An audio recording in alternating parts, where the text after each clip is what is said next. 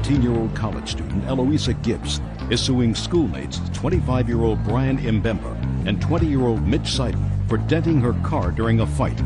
Brian is countersuing, claiming Eloisa is trying to get him expelled. Order. All rise.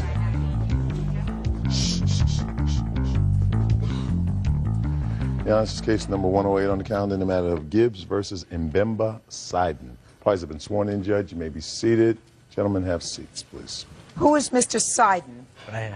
And what's your first name? Brian. And yours? Mitch. On your birth certificate? Mitchell. Mitchell, I'm not your friend. Okay. Mitchell. Now, Miss Gibbs, did you know Brian and Mitchell before this incident? No, ma'am. Stand up straight. According to your complaint, Miss Gibbs, you're sitting in your car, and these two idiots were having a fight. Yes, ma'am. And they ended up on the hood of your car, causing dents in the hood of your car.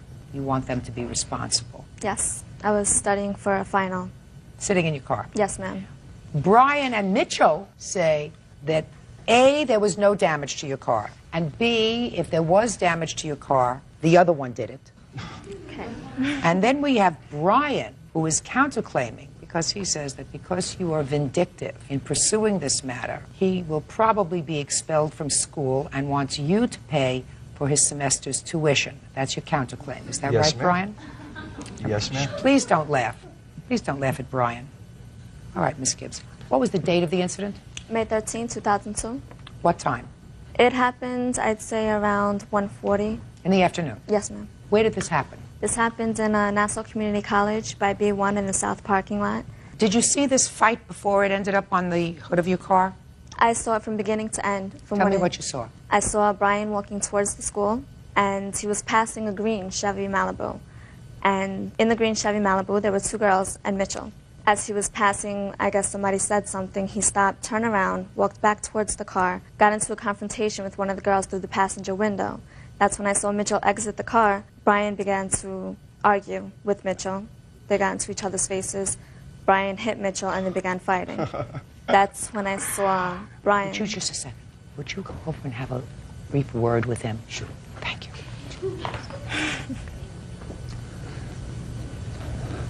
What I need for you to do is I need for you to respect this court. So Yes, if you sir. would stand up straight. Yes, sir. And try to restrict your laughter. Yes, okay? sir. My man. We're sorry to disturb you. You have your train of thought? Yes. Brian hit Mitchell. Brian hit Mitchell. They continued fighting.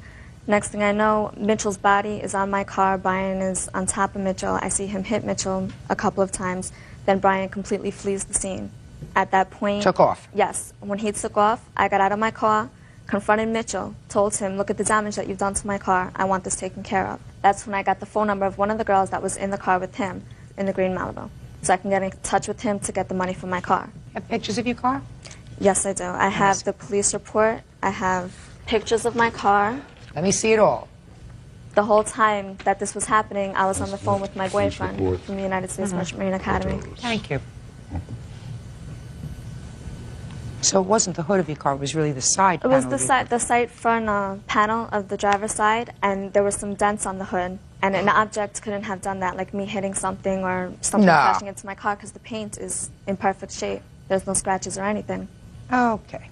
Now, Brian, I would like you to tell me, you're passing by this green car, and evidently you wanted to say something to one of the gals in the car. Tell me what you said to her. Well, actually, what happened was somebody shouted something from the car. There was a laugh. There had been a lot of ridiculing by these people before. It was finals week, and I was going to walk away, but I was under so much pressure from my test. I said, you know, I'm tired of putting up with this. I went back to the car. What did they say? They were laughing. Somebody shouted a profanity I'd rather not say. And, You could say it, I've heard everything. call me a... Someone in the car, Yeah. male or female voice? It sounded like a female voice. So I approached the car, and right away they started denying it, and we mixed words. Mitch got out of the car, and we... When you say you mixed words, what did you say? You know what? I can't remember word for word. I maybe, you know, just yelled back and forth. Here's where the true story starts now. He got out of the car, Mitchell. We confronted Elias, my witness. He was involved, too, although she never even remembers him being there, so I don't know which fight she was watching. Which actually I don't. Elias comes up. He tries to break us up. At the time, there was really going to be no confrontation. What happened was Mitchell, I don't know, like went to push me away a little bit, and I made contact with him. At that time, he turned around, he went to his car, he grabbed what was an ice cleaner, you know, one of those brush stick ice cleaners, and he came at me to hit me. Elias tried to grab him to stop him. I tried to grab the stick. That's when we got into a scuffle, which lasted about 20 seconds, maybe 25 seconds. I never threw the first punch. I never ever put Mitch on top of the car. And after the thing, I did not flee the scene right away. We walked away, we calmed down. I left the school so there would be no further problems. I never even seen her there. I never saw a car get hit by anybody. I wasn't on a car. I surely didn't put him on a car, and I didn't punch him first. Now we'll hear from you. Well, I was in the car, the girls, and we were laughing, just waiting for class to end, just hanging out in the car. And Brian had walked by. I don't know if they made a direct statement towards him, but he took it that way, came to the car, started telling the girls he's gonna strangle them, or just do it, being a bully. And he asked me if I had a problem. I said, no, I got no problem. So he told me to get out the car. I got out the car to try to tell him, relax, we don't need to fight. You're 25, I'm 20 years old, there's no need for this. And he headbutts me. So I fight back, and then as I'm fighting back, his friend comes and they say they broke it up, but where I come from, if you get into a fight, one-on-one, and the other person's friend grabs me, I think, it's a two-on-one. Then I went back to the car, got a shovel, a scraper to defend myself, because he's a pretty big guy, little guy, got his friend with him, and with two girls. I struck him with it, I had to do what I had to do. And then we had a little scuffle, this and that. I don't know if we dented the girl's car or if it was done like that already, but she had confronted me saying this happened, and if it did happen, then I'll take care of it, but if not, then I don't really think we did that damage. Now I'd like to hear about your counterclaim. Yeah. Up to this point, I have no previous record. I have no arrest record. My academic record is stellar. Made the dean's list the past 2 years. I'm too old to be getting involved in frivolous encounters. She tells the dean, and her story has so many holes in it, it's hard for me to even sit there and listen to it. And now because of this, my records are impounded, so I can't transfer schools. The least I'm going to get is academic probation, which ruins my scholarship chances, which I have plenty of. And at most, I'm getting expelled. So I'm going to lose a half semester of my life for this, for a false statement, because I know absolutely 100% I did not dent her car. No, you don't. Yes, I do. No, you don't. Yes, You know one thing. When you were passing the green car and somebody called you a... Yes, I know that you too. should have kept walking. I should have. But right. Your Honor. That, Judge Judy continues in a moment. At the moment when these two were... Look right here. Oh, I'm sorry. I don't know, Brian was just a little upset at these Look at two. me. And later today, I said I will definitely honor our initial agreement. I don't in any way want to... Stick you. Right. She started to get really upset. Well, just show me the rest of the payments that you made. That's the only payment that I made. Why? That's Why? real cases, real people. Judge Judy. College student Eloisa Gibbs says her car was damaged during a fight between schoolmates Brian Mbemba and Mitch Seiden.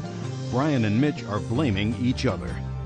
So you're dealing with a couple of girls, 19, 20-year-old big mouths. Yes. Right? Who call you a name. You're not a are you? Constantly, absolutely not. All right. So that you knew it wasn't true when they called you that bad name. Yes, ma'am. Right. So you keep on walking. I understand. You keep on walking. That you know for sure. Then we go back to the police report. Police interviewed witnesses who stated that Mitch Seiden was the person who exited the vehicle to fight, and that they did, in fact, fall on the complainant's vehicle. Okay. Independent witness, not her. You had no vendetta against her. She doesn't even know who you are. Absolutely. But Why in the world? I see this as an opportunity to make money off of something that was already there. Hey, Oh, look, really? fight, opportunity. Let's make these guys pay for my damage. My boyfriend saw my car prior to me going to school and knows there was no damage Miss to my Gibbs, car. If Miss my Gibbs, girlfriend, Miss Gibbs, you need not answer him. Now, in all fairness to you, Brian, you have a witness here. I will hear the witness. Thank you. Who wants to stand up and be counted? I'll stand up, Your Honor. At the moment when these two were... Look right here. Oh, I'm sorry. When these two were all fighting, there was no force against any car. Nobody fell on any car. There was no need for her to explain the car dent. There was these people right here didn't cause. Brian was walking by himself past the green car. Where did you come from? I came back with him. Just a minute. Brian is walking past the Brian green walked car. past the car, and then I see him turn around and walk back to the car. I tried to catch up to him to see what his problem was. When I went up to the car and he was trying to ask the girls who were calling him a name or something, Mitch stepped out of the car and told Brian that it wasn't him. I don't know, Brian was just a little upset about the girls laughing at him or calling him a name. So Look at me! These two started to fight a little, but I didn't see them fall on any car nor cause a dent to any car at Thank all. you very much for your participation. You're welcome. Brian, your counterclaim is dismissed. It's nonsense. Okay, And as far as the damage to the plaintiff's car, there isn't a question in my mind that the two of you caused the damage to the car. You should have kept on walking past the green car. And, Mitch, you shouldn't have gotten out of the green car. And I just try to calm him down. You shouldn't have gotten out of the green car. Whatever the situation was, the two of you were responsible for her damage. So, judgment for the plaintiff in the amount of $870 to be shared by the two defendants, and the counterclaim is dismissed. That's all. Parties are excused. You may step out. If I dented the car, I must have been blacked out during the time because I can't recall it at all. I believe that Judge Judy made the right decision. Whatever happened, happened. Whatever the way the case went. Everything works out the way it does. If you know you didn't do anything wrong, make sure you got it right. Stay in your house, lock your doors, and don't go outside so you don't get sued. And now the next case. All parties in the matter of Peterson versus Thornhill. Step forward, please. 20-year-old college student Serene Peterson is suing her former friend, administrative assistant Jasmine Thornhill, for unauthorized use of her credit card. Jasmine says she had Serene's permission. Miss Peterson, the defendant was a good friend of yours. You claim, however, that she stole your credit card and used it without your permission, racking up tremendous bills for which you are responsible. The defendant says she did, in fact, use your credit card. She used it with your permission. You had an arrangement where she would pay the bill, and she was perfectly prepared to honor that arrangement. You knew her for a long time? Around 6 months. When do you claim she stole your credit card? December 15th, I was over her apartment on a social engagement. When I left, I accidentally left my wallet with my credit card inside her apartment. Go ahead. 2 days later, after searching my belongings, I called her and asked her if she had it. She says that she did, and I went over and I retrieved it the same day. Your credit card? Yes. Go ahead. After that, everything was fine until I received my statement. That was in mid-January. The statement had some charges, along with the charge that I purchased for Miss Thornhill while I was at her apartment. What do you mean the charge that you purchased for her? When I was over her apartment on the 15th, she asked me if she could use my credit card to purchase something online. I agreed to make the purchase for her. What did you purchase for her online? An online thing from Pier 1 for $62.67. Can I see that bill, please? Yes.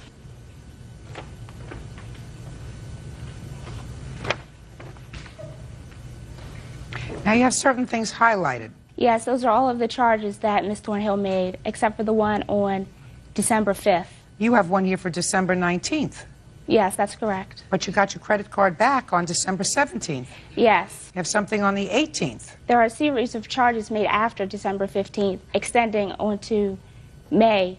I have a complete list. All of the charges I did not make, Miss Thornhill made. Real cases, real people. Judge Judy. Serene Peterson says former friend Jasmine Thornhill stole her credit card and ran up charges. Jasmine says Serene gave her permission to use it. Let me hear your version of how you got this credit card. Sure, Your Honor. Prior to December 15th, I had asked Ms. Peterson if I could use her credit card in order to make some online purchases for Christmas and some other purchases as well. She said it was no problem. She would come to my workplace in the next couple of days and she would give me the card so I could go ahead and do that. She came to my workplace as agreed and she left the card in my possession. After that, I proceeded to make a few of the online purchases and I asked her, was it okay if in the coming couple of weeks, if I needed, if I could use it again? And Ms. Peterman's statement to me was, well, hey, I don't have a job right now. You're working full time. If you want to use it, just make sure you pay the bill. I'll send the statements to you and we won't have a problem. So I began to use the card under the verbal agreement that we had made. Ms. Peterson got her statement in mid-January. I asked her what the amount was she going to send that to me? She said no, because of the fact that she had made a charge in December herself. She'd go ahead and take care of that payment. She said, but then when the rest of my charges became evident in the February bill, that I would begin to be responsible for it.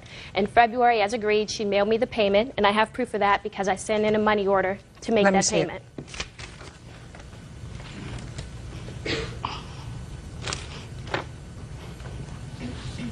Your Honor, may I say something, please? Go ahead. After Ms. Peterson reviewed that statement, and I sent a copy of it to her, of the statement itself, along with a copy of the money order to her in the mail as proof that I had indeed made that payment. Then came February, and she received a statement, and she was very concerned by the growing balance. I told her, I said, I can understand that, but it just so happens that you and I have a different standard of the way that we live. I understand some of the things I might buy might appear expensive to you, but I'm expecting tax money. I'll definitely use some of that towards lowering the balance, and I will definitely honor our initial agreement. I don't in any way want to... Stick you. Right, exactly. March came along. That's when Ms. Peterson, I think, she started to get really upset. Well, just show me the rest of the payments that you made. That's the only payment that I made successfully. Why?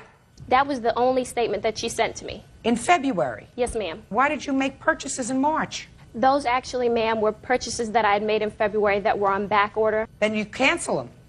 What are you, nuts? No, honestly, ma'am, you're right. That's something she certainly could have done. All right, Miss Peterson, let me tell you what I think. I think you lied to me when you said she stole your card and you had no knowledge of the fact that she was using your card till you got these statements. Let me tell you why. Because if I got a statement in the month of January that showed unauthorized usage of my card, and since you weren't using the card at all, correct? Correct. Then you cut up the card, you call the company immediately, and you say, discontinue this card, I'm canceling this card, no further purchases are authorized. You didn't do that. I did, Your Honor. No. If you did that immediately, in January, is that what you're saying? Yes, Then you are not responsible for these. If you canceled your card, and they continue to allow someone else to use it in an unauthorized way, you are not responsible. When I called them in December, they told me that they had been trying to contact me because they had red flagged my card because of suspicious behavior. They had also told me that someone called up and got my card reactivated. Numerous times I called them and I canceled my card. Do you know her mother's maiden name? No, ma'am. Do you know her social security number? I don't know by heart, but I did know it. Good. Did you ever call to reinstate her card? No, ma'am. No. Miss Peterson, what happened is that you let her use your card. I did not. Then if these are unauthorized charges on your account, and you did not give her permission, and you canceled your card, then you are not responsible for these. That's what I told Bank of... However, they told me, because I told them that I knew who was making the charges, I said, I can direct you to the person who is fraudulently using my card. They said that it's a civil matter now and that I have to bring up the charges against her because they are not going to take them off. No, that's not true. Call the police. Madam, if what you're telling me is that somebody stole your credit card and used your credit card without your permission, call the police and have her arrested. Simple as that. They're going to arrest her and you won't be out any money. You won't be out any money if what you're telling me is true. What you're telling me is true, correct? Yes. Right? You didn't give her permission to use your card. No. You're sure of that? I'm positive. Then you don't have anything to worry about. Call, have her arrested for grand larceny. You are not responsible for the payments because you did, in fact, cancel your card. Yes. Right? Yes, I did. Perfect. Then we have nothing to worry about. Goodbye. Parties are excused. You may step out. Yeah, this is case number 12 on the calendar in the matter of McDonald, Klein versus Bortz. Expect. Parties have been sworn in, Judge. You may be seated. You folks have seats, please. Well, I want to tell you, trying to figure out this case made me a little dizzy. So I'm going to test out the facts on Officer Byrd, see if he can get them from what I understand the facts are from your papers. You're Terry. Yes, ma'am. Who's Jillian? Him. According to what I understand, Jillian made the stupid mistake of bringing $6,000 in cash to school one day. Is that right, Jillian? Yes. You were going to buy a car? Yeah. Terry offered to give you a ride. Yeah, he told me he would take me to get it. To school No, and for the car. to get the car. And you go into school and you decide to leave the $6,000 in Terry's car. Yeah. You come out and find that from the $6,000, there's $4,800. Is that right? Mm-hmm. Terry says, I don't know where the money is, right? Yes, ma'am. You go home, you tell your brother, and you probably tell your father and what happened. And you and your brother decide to go over to Terry's house to confront him about the money, right? Yes, ma'am. You claim that when they came over to your house to confront Terry about taking her money, that he, the brother, Christopher, took a bat and bashed in I didn't even bring a bat. Oh, sorry. And bashed in your car. It was my mother's car. I was the adult at the house at the time. Bashed in the family car. They say that when they got there, Terry and somebody else came out and started to bang on their car. They want damages that it is alleged that you did to their car and their house. Do we understand that now? I got everything you said. Oh, God. That took me a while to figure out. I'm glad I got the Reader's Digest version. Now I'm going to start with you. Why would you bring $6,000 in cash to school? Okay, because my mom was going out of town and she was going to buy me a car because I have a son and like my car didn't have air conditioner, and I was just excited to get it. Just give me the Reader's Digest version, as Bird says. Okay, so I went to the bank and just brought the money to school because he said he'd take me, so I left it in there so that, because like people go through into Terry's car, Where in the car? Under his seat. Because I drive his car to get lunch every day, so I was taking his car, and so I just put it under the seat in there because at school people go through your stuff, and I didn't want it taken at school, so. All right, now, Terry, did she show you how much money was in the envelope? I didn't find out that she placed the money in my car until we were already, after we had ate lunch, and she had still had the keys. Ma'am, during third period, that's when I got to school because I don't have first two periods. When I got to school, I asked Terry, I'm like, Terry, I have $6,000 with me, I don't want to carry around. Can I please put it in your car? Talk slower, please. Sorry. So I asked him if I could put the money in his car. He gave me the keys. During third period, I went and put it in his car, and then I had the keys again until lunch. So he knew I put it in there way before lunch. During third period, she was telling everybody, yeah, I'm going to go get my car today, I'm so happy. And she said, I'm looking for Dwayne, which is one of my friends and like her boyfriend. So I'm looking for Dwayne. I said, why are you looking for Dwayne? So I need to hide my money in his car. I said, you can hide your money in my car if you want to. She said, no, that's okay. No. And about her saying I was going to take her to go get her car after school, I said that for a brief moment, and at the same time I said, oh wait, I have weight training after school, I can't do it. She was with Dwayne after school, when she came to the weight room to ask us if she could look at my car, because Dwayne was taking her. Ma'am, they weren't having weight training for a couple weeks, and then that was the first day they started having weight training again. He didn't even know till after his weight training class, which was like right before lunch. So he didn't even know till after lunch that he couldn't take me. How many people did you take out for lunch? There was 2 people in there. I was in the car the whole time. It was under my seat. But there were 2 other people in the car. Is that right? Yes. All right, so now you find that the money is missing. You go back home. No. Tell me what you did after you found the money missing. He said he had weight training, so I went back to the school because he had weight training still, and I wanted to look in his car. And so, because Dwayne took me since he said he couldn't, and me and Dwayne went in there, and I asked him if I could go through his car, and he went through it before I did, you know. He's like, oh, no, it's not in here, and just locked his car. So what did you do the next day? We went to his house to ask him about the money, and he has my brother's amplifier. It's for a stereo. Okay. Now you can tell me what happened when they came to your house the next day. Okay, Your Honor. About 12:30 Saturday, there was like a loud bang on the door, and we all were like, what is that? And my brother's friend opened the door and said, it's Dylan and her brother, you know, they're mad. And they're screaming, all the neighbors are coming outside because we're standing at the door. I'm telling them, you need to go. Then I saw that he had a bat. And I said, you need to get out of here right now because you have a weapon, you know. And that's when they got mad. They left. They were calling us, and we're coming back with a gun. I mean, my witness, I have a neighbor here that lives right next door to us. She saw the whole thing. She was on the phone with the police. Then we started hearing a bam, bam, bam. Now I'm shooting. If you say another word, I'm sorry. You better worry about the other arm. And, you understand? Hold on. Judge Judy continues in a moment. How was I going to hurt you if I call you a name? And I didn't even call you the name. No, I never said. Hey! Stupid! Shut up! I'm just trying to That's the third time I told you. Whatever. Whatever. Not whatever. Your Honor, he never directly called me and You don't have to explain anything to me. Okay. You know, he's got mush in his brains. Real cases, real people. Judge Judy. Annalisa McDonald and her brother Terry McDonald claim Jillian Bortz and her brother Christopher Bortz vandalized their car with a baseball bat. Jillian says Terry stole $1,200 from her. Go ahead. Okay, so when I came outside, I saw the neighbors, a couple of neighbors outside, and they were all on their phones calling the police.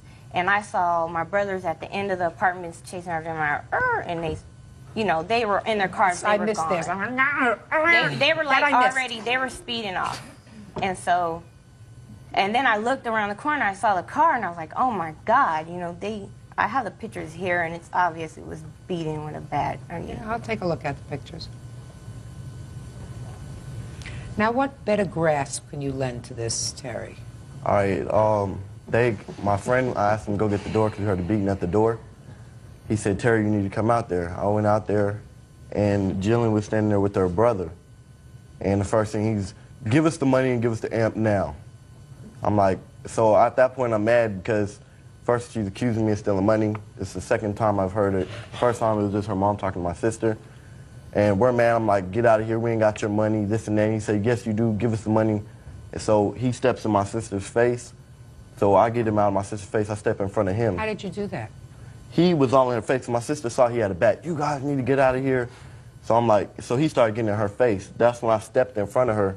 And that's when he had a bat the whole time. I wasn't worried about it. I had my friends here.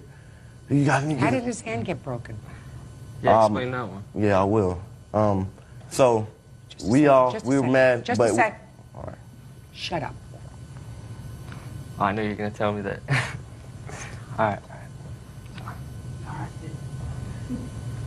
Go ahead.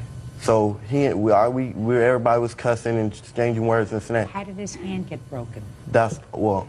He says it happened. Well, we can get to it. You're the one with the grasp, Right, Terry. right. It's all a story that I was trying to lead to it. And so he left down the stairs. He was going downstairs with his sister. We closed the door and went back inside. And they're like, Terry, put your shoes on. And then, whoosh, the windows, we hear windows getting busted. So we all run out the house. He's running with his bat, running away to his truck. She's running to her car. And me, my best friend James, and my brother Randall are running after him. Randall, the only one that even got close to him, and it was after he was already in the truck speeding away. My brother had a broomstick, a plastic one, and he just swung at the back, hit the back of the truck, hit the cab part, and then that was it. He sped away. We were all mad. We didn't find out. No idea how we didn't find out. He said his hand was broken until the cop told us. If I was going to beat him up or something, he would have been real beat up. Now, I want to know how this happened to the car. It's my turn. Okay, we went up there. We asked for the amp and the money. They all come to the door. She's calling us white trash, all kinds of names. They come with a pool stick. They all Who's they? Him. He's the one that hit me. He hit me with the pool stick.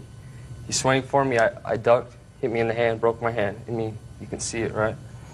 So at that time, we're running away. I see something on the ground, like a piece of wood or something, because they live upstairs. It was downstairs. And I'm just trying to defend myself. I mean, I'm so angry right now, and then I just start swinging at their car. This happened after, the car happened after the fact that they broke my hand. Are you right-handed or left-handed? Right-handed. That must have been painful for you, It was painful. I should be suing them. Just a minute. You didn't let me finish. I'm sorry. That must have been really painful to pick up terrible. a bat or a piece of wood after your hand is broken and swing the bat at least 10, 12 times in order to cause this kind of damage to the car. That must have been real painful. It was only 4 times. But when your Four adrenaline's times going? that it was painful. Is that right? It wasn't too bad. Wasn't. No, not that bad. Because your adrenaline's pumping and you don't pay attention to what's going on. Really? Where did you get your medical license? I'd like to hear the witness. Who's the witness? Could you step up, please? Could you tell me your name? Tiara Young. Miss Young, you're a neighbor? Yes. So tell me about it. At first, I just thought they were just an argument. I didn't get involved with the police until he called them several times. Then I heard Annalisa say, I know you don't have a bat. What are you going to do with the bat? So I didn't get involved until I heard bat. And then there was mention of I have something else for you, kind of as if he had a gun. So I called the police. It seemed like he was instigating the most. So I went downstairs to try to see the license plate number or what type of vehicle because I knew their physical description. I was watching through the blinds the whole time. That's when I walked up, the first time it didn't really sound like it was something hitting the car, kind of like the dumpsters right by our building, so it seemed like maybe somebody was throwing trash in the bin. When I turned, that's when I saw him with the bat at the car. I did not try to stay to see him beat the car in anymore. He had already called them. I was just trying to get out. How was I going to hurt you if I call you a name? And I didn't even call you the name. No, I never said Hey! you called me the name. Stupid! Shut up! That's the third time I told you. Right? I'm just trying to. That's the third time I told you. Whatever. Not whatever. Is that your father? Yeah. Believe me, he's not pleased with you right now. Not too. Your Honor, he never directly called me. You don't have to explain anything to me. Okay. You know, he's got mush in his brains. Real cases, real people. Judge Judy, Annalisa McDonald, and her brother Terry claim their car was vandalized by Jillian Bortz and her brother Christopher. Okay, thank you. Thank you, Ms. Young.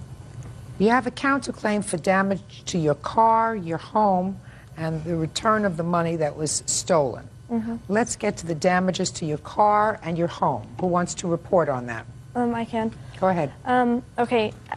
I had to file a police report with the school about the money, and they gave both of us a copy of it with both of our addresses on it. The same day that they gave him a copy of it, my house, it was just my dad was there. They threw a brick through our kitchen window. Who did? It was them. His friend James, his best friend James that he just told you about, his truck was identified there by 2 different people. James? Yeah, James. Just a second. Okay. James? That's not him. Yeah, but they identified them. Who's they? 2 neighbors. Are they here? No, they're not. What's next? My dad knows more about what happened that night than my Was dad. your father just at called me. home? Yeah, he was at home. It was 1 in the morning. Mr. Bortz, is that your last name? Yes. Can you tell me what you saw? I was asleep. I was awakened a loud banging noise. And a few minutes later, a neighbor had drove up in her house. You can see through the kitchen window. And I just glanced that way, and I see the kitchen windows broken out. But you didn't see who vandalized your house. No, I did not. Did you see who vandalized your car? No. Did that happen on the same night? This was the same, yes. What happened to your car? Same thing, large bricks or rocks thrown at it. Was there any witness to that? Yes. Is that witness here? No. Have there been any arrests in that case? I have no idea. But you plan on pursuing that? Yes. Okay. Yeah, Judge, about that same night, me and my brother were in our bed asleep at 2 in the morning. The cops came, asked us about it. Yeah, told us that there was a kitchen window broken in. I wouldn't say anything if I were you right now. Oh, but they cleared it. I mean, I wouldn't say anything if I were you right now. That case may not be over. Jillian, so let's talk a little bit about your money. I don't know who took your money. I know that you don't put money in a car, in a school parking lot. Use the car. Take people around for lunch. Talk about the fact that you're going to buy a car. And then ask a court to make a determination that without any proof whatsoever, any direct proof, that somebody is responsible for that money being missing. The person who's responsible, the only person I know who's responsible for that money being missing is the person who was foolish enough to take it to school and to put it under the front seat of a car in a school parking lot. That's you. So I can't reward that with a judgment against Terry on your counterclaim because there isn't sufficient proof. The only thing I do know is that you and your brother is clearly a hothead, went to their house, and I may not necessarily fully believe these 2 people because they have a little bit of an axe to grind with this whole thing because they had the interaction with you, but I believe Miss Young. I believe her when she says there was nobody who was hitting you with bats and pool cues. I'm speaking before your brother smashed out the car, which he acknowledges that he did. If you hadn't put yourself in that position in the first place by going over there with your brother, you wouldn't be in this mess. Can I see an estimate for the damage to the car, I have please? the estimate and the breakdown of the cost under it.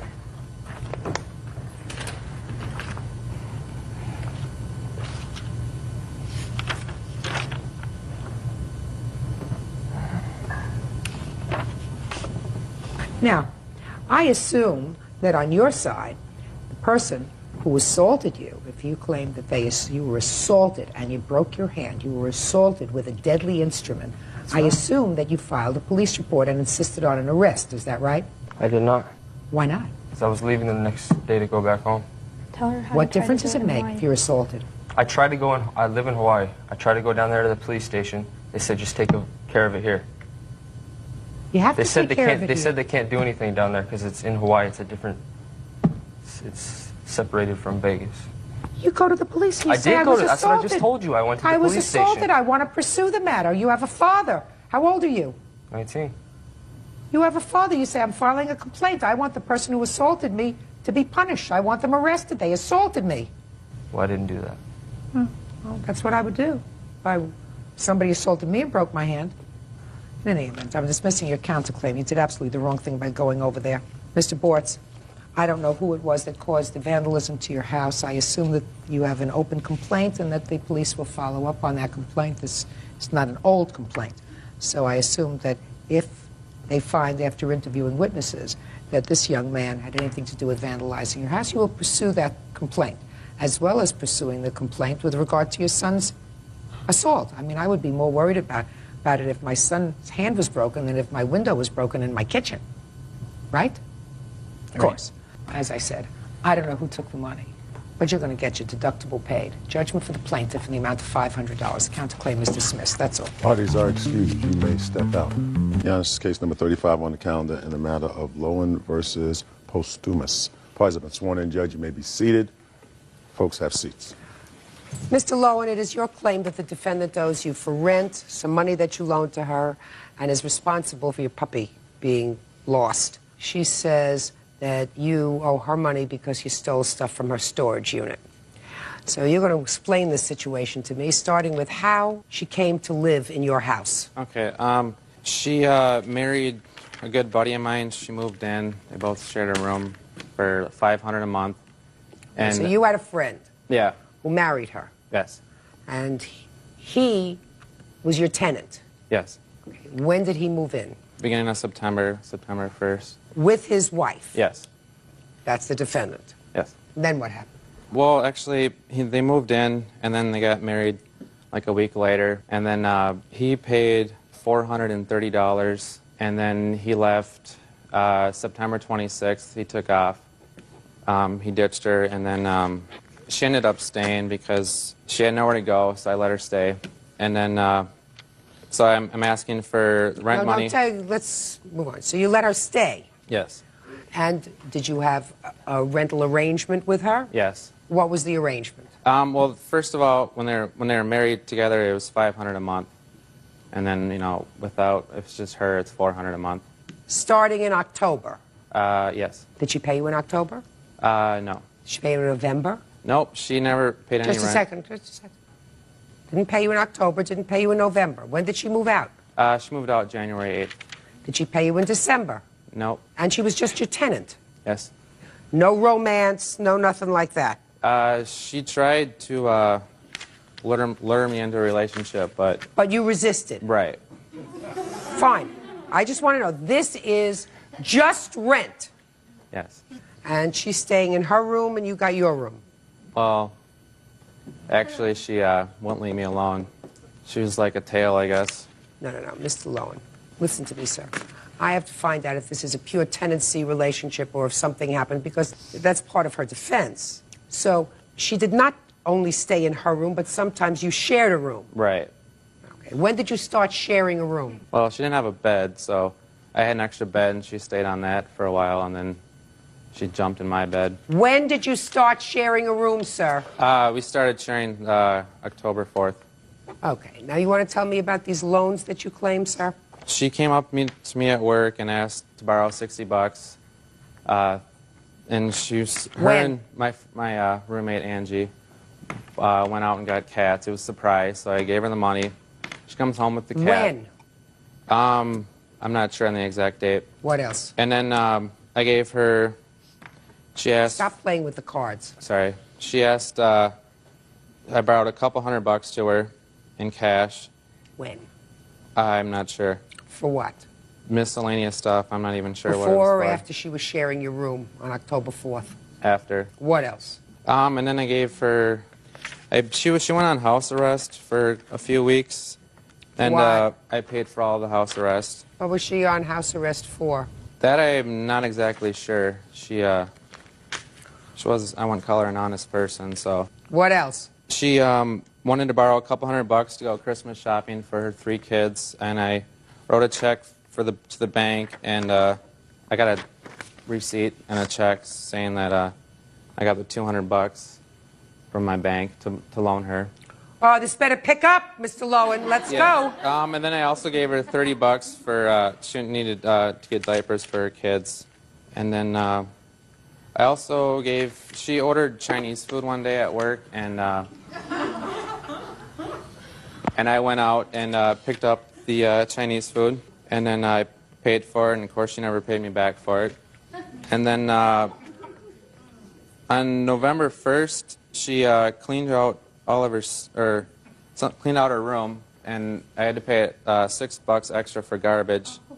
And then when she finally moved out, I had to pay another $4 to get rid of some more stuff. Judge Judy, am I allowed to step in here for a minute? No. Let me stop you, Mr. Lowen, because I'm really getting very bored. And if I'm bored, Bert is bored. With your $6 and your $4 and your $20 and your $23. From October the 4th until she left in January, did she share your room? Yes. Well, not the whole time. Half the time? About that, yeah. Forget it! Can you say these words? No, I'm not interested. Could you repeat those words to me? Yeah, no, I'm not interested. No, I'm not interested. I'd like to call my witness. She can verify that she would not leave me alone. I asked her several times to leave. Mr. Lowen, you don't ask her several times to leave. You call the authorities and say, I want this person who's trespassing in my house out of my house. You have no lease with her. She had no right to be there. But you can't call the police to come to your house to evict a trespasser who you're sleeping with. That's a problem. Do you work for a living? Yes, I do. What kind of work do you do? I deliver pizzas for Domino's Pizza. Okay. If Domino's Pizza calls somebody and says, we have an offer, you get a 12-inch pizza with 9 toppings for $6.99, and somebody doesn't like pizza, you know what they say? No, I'm not interested. But listen to me, Mr. Lowen. You don't eat the pizza and then say, no, I'm not interested. Do you understand my point? That's a good analogy, yeah. Good. Judge Judy continues in a moment. Would you tell me what happened with the puppy? I bought the dog for $150. So the next day, she threw a Halloween party, and the dog disappeared. Jed had taken her to court and sued her for the puppy, too. And later today... I started crying, and I was screaming, I was saying, you know, stop. And he said, shut the F up and get over it. Listen, Miss Campbell, get over it. Real cases, real people. Judge Judy. Jed Lowen says his relationship with roommate Kelly Postumus quickly turned romantic.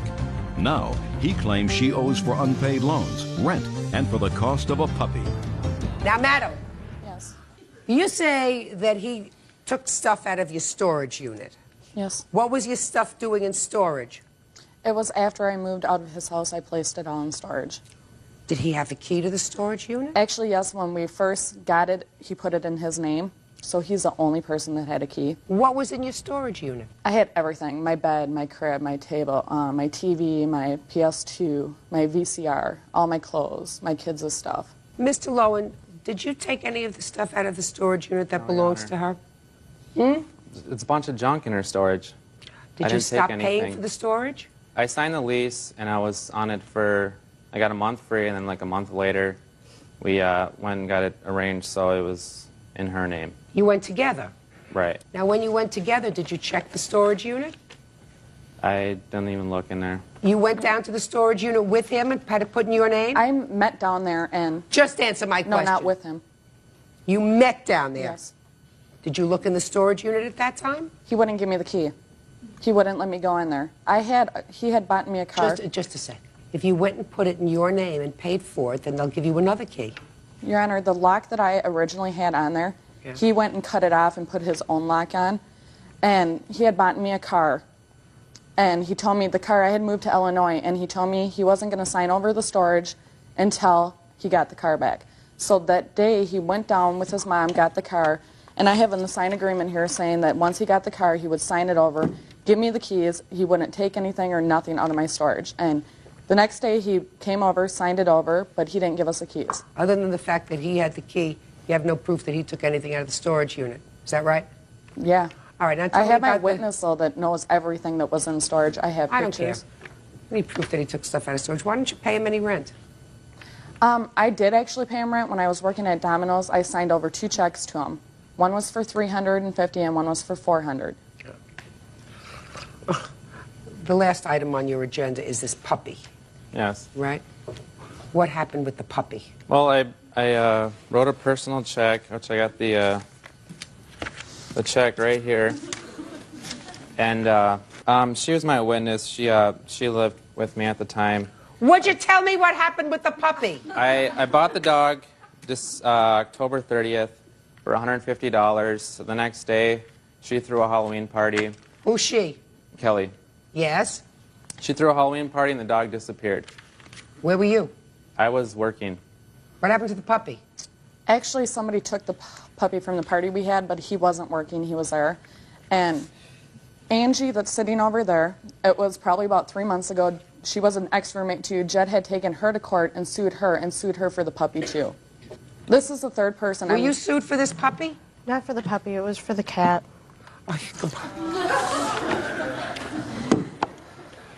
Takes all kinds. Mr. Lowen, you have no case.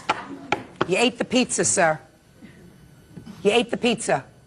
And, madam, you have no case because you can't prove to me that he took anything out of your storage. Can I show you Goodbye. pictures? Goodbye. Have a happy life. It's been nice spending the morning with you. Goodbye. Parties are excused. You may step out. She's scandalous, doesn't pay anyone anything. I got pictures of everything being damaged. My entertainment center is totally scratched up. I mean, just everything that was in there. I never touched her. I never broke anything. She made it all up, and her junk wasn't worth anything anyways. Everything was going fine between me and him, and then all of a sudden his parents were like, if you don't choose her or else you're never going to see us again, so that's when he kicked me out. And now the next case. All parties in the matter of Campbell versus Mason. Step forward, please. 16-year-old Katie Campbell and her mother, Kathy Campbell, are suing Katie's former friend, 17-year-old Tim Mason, and his mother, Tamara Mason. Katie says Tim cut her hair against her will. Miss Campbell, this is your daughter? Yes. And you're suing on her behalf, is that right? Yes. And Miss Mason, this is your son? Yes. And you're defending this suit on his behalf because you are how old, sir? 17 years old. All right, so I'd like all the mothers to sit down, please. I'm going to make short work of this. Miss Campbell, it is your complaint that the defendant assaulted you by cutting your hair off. Yes. And you want him to pay all sorts of damages because you wanted to be a model and it took you 5 years to grow your hair. And that was your crowning glory and he made a mess of it when he cut it. Is that right? Correct. Is this the young lady that you were with when he cut your hair? Yes. All right, you step up here. Let's do this very, very fast. Real cases, real people. Judge Judy. 16-year-old Katie Campbell says former friend, 17-year-old Tim Mason, cut her hair against her will. Katie says it's been a serious setback to her modeling career. You wanted to get your hair done? Yeah. She was just going along for the ride. Right, it was her Where fault. were you going to go to get your hair done? He was coming to our house. He was just a friend of hers. Okay, and he wants to be a hairdresser? No, not You at all. just want to be... I don't want nothing to do with hair. They asked me as a favor. I do my hair every once in a while, pull it through a cap, and they asked me to come over to do it out of a favor. What were you going to do for this young lady? Fix Katie's mess up of her hair dye. Color or a cut? Color. Color. So he was going to color you. Now, why would you let him color your hair? He was a friend of hers. Friend of whose? My sister's. Mine. Now, did he color your hair? Yes, he did. Good. And then he cut your sister's hair. Right. Tell me how that happened. Well, he cut my sister's hair. I mean, he colored my sister's hair. And then he pulled me into the bathroom, and he had... How did he pull you? You're bigger than he is. Well, he said, come into the bathroom, and I said, okay, what are we doing? And he's like, well, I'm going to feather your hair. And I said, what does that mean? And he pulled out, like, a comb that he had in his own bag, and he said, I'm going to feather it. And I said, well, I don't know what that means. You're not cutting my hair if that's what you mean. And he said, no, I'm not cutting your hair. And he repeatedly said he was not cutting my hair. And I said, okay, then what do you mean by feather it? and he said, just trust me. So he sat me down in the chair, and, you know, he took like a tiny little bit off the ends. And I said, well, that's cutting my hair. And he said, no, I'm just going to take the dead ends off so, you know, so it'll grow faster. And I was like, well, I don't know. So he took all my hair into the back, kind of like a ponytail, and he took the comb and he just hit it like really hard right in the middle. And like in a matter of seconds, it was all gone. And so then I started... Bye-bye. It's all gone. And so I started crying and I was screaming. I was saying, you know, stop. And stop and stop. And then he finished it up. All right. Yeah. Give me your version. I came over, Katie picked me up, met me at a specific location to go to a supply store to get bleach for her hair and a couple of supplies. I asked Katie, okay, are we going to do your hair? She said, okay, we'll buy an extra kit for mine, just in case I like Shelly's hair, how it turns out. So she bought all the products, we bought a kit for her. I brought this comb, and I said, okay, if you wanted to do your hair, feather it, whatever, this is what I got. This is a feathering, texturizing comb. It is used to texturize and feather hair. It does not use to chop off big amounts of hair. So would you just tell me how come you cut her hair? Tell me what happened. She asked me to cut her hair. And where did she ask you to cut her hair? At her sister's apartment, in the bathroom. Where? In the bathroom? Yes. How did she get into the bathroom? We walked into the bathroom. Both of you walked in. You didn't pick her up. You didn't pick her up and carry her there, No. did you? No. No. Willingly. Huh? We all willingly went to the bathroom, had, you know, she had Kool-Aid, we were all having a good time. I was playing with her son. Miss Campbell, get over it. Get over it. You were playing around with your sister. She was letting some unprofessional teenager do stuff on her hair. Whether you let him, whether he was acting like an idiot or not, you have choices. Your choice is, you don't go to the bathroom, you don't sit down, you don't say, I don't understand what feathering is. What's feathering? Is it going to cut my hair? You say, don't touch my hair, it's my crowning glory. I did. Then you leave. I tried, and he pushed me back down. And he hit my arm down too when I was trying to stop him. And he said, shut the F up and get over it. You know, it's done and done. And But it was already done. Yeah, already when he was doing it, and then he's like, I need to fix it, and you know, this is my career. I've been growing it out, and you know. So, what do you want me to do? What do you want me to do? I don't know. You won't put yourself in this situation. The three teenagers put themselves in this situation. He certainly doesn't have any money to pay you. Why should his mother have to deal with that? I want to tell you something. If you're not a professional hairdresser, if you're not licensed, you're not supposed to be working on anybody. Your only redeeming trait right now is that you are 17 and you are not of age where you could really lose the ability to practice this kind of career permanently. You understand that? Mm-hmm. I mean, is this what you want to do as a profession? I'm doing it for favor. I don't want nothing to do with hair. Nothing. So that I don't understand why you would even take somebody else's head. They didn't have the money to get it done. She says, oh, I saw, you know, your friends. Mr. Mason, listen to me very carefully. If you don't know anything about hair, if you don't profess to know anything about hair, and don't indicate that you know anything about hair, why wouldn't Shelley have her sister do the same thing on her hair that you did if you know nothing about hair? If you don't profess to know anything about hair.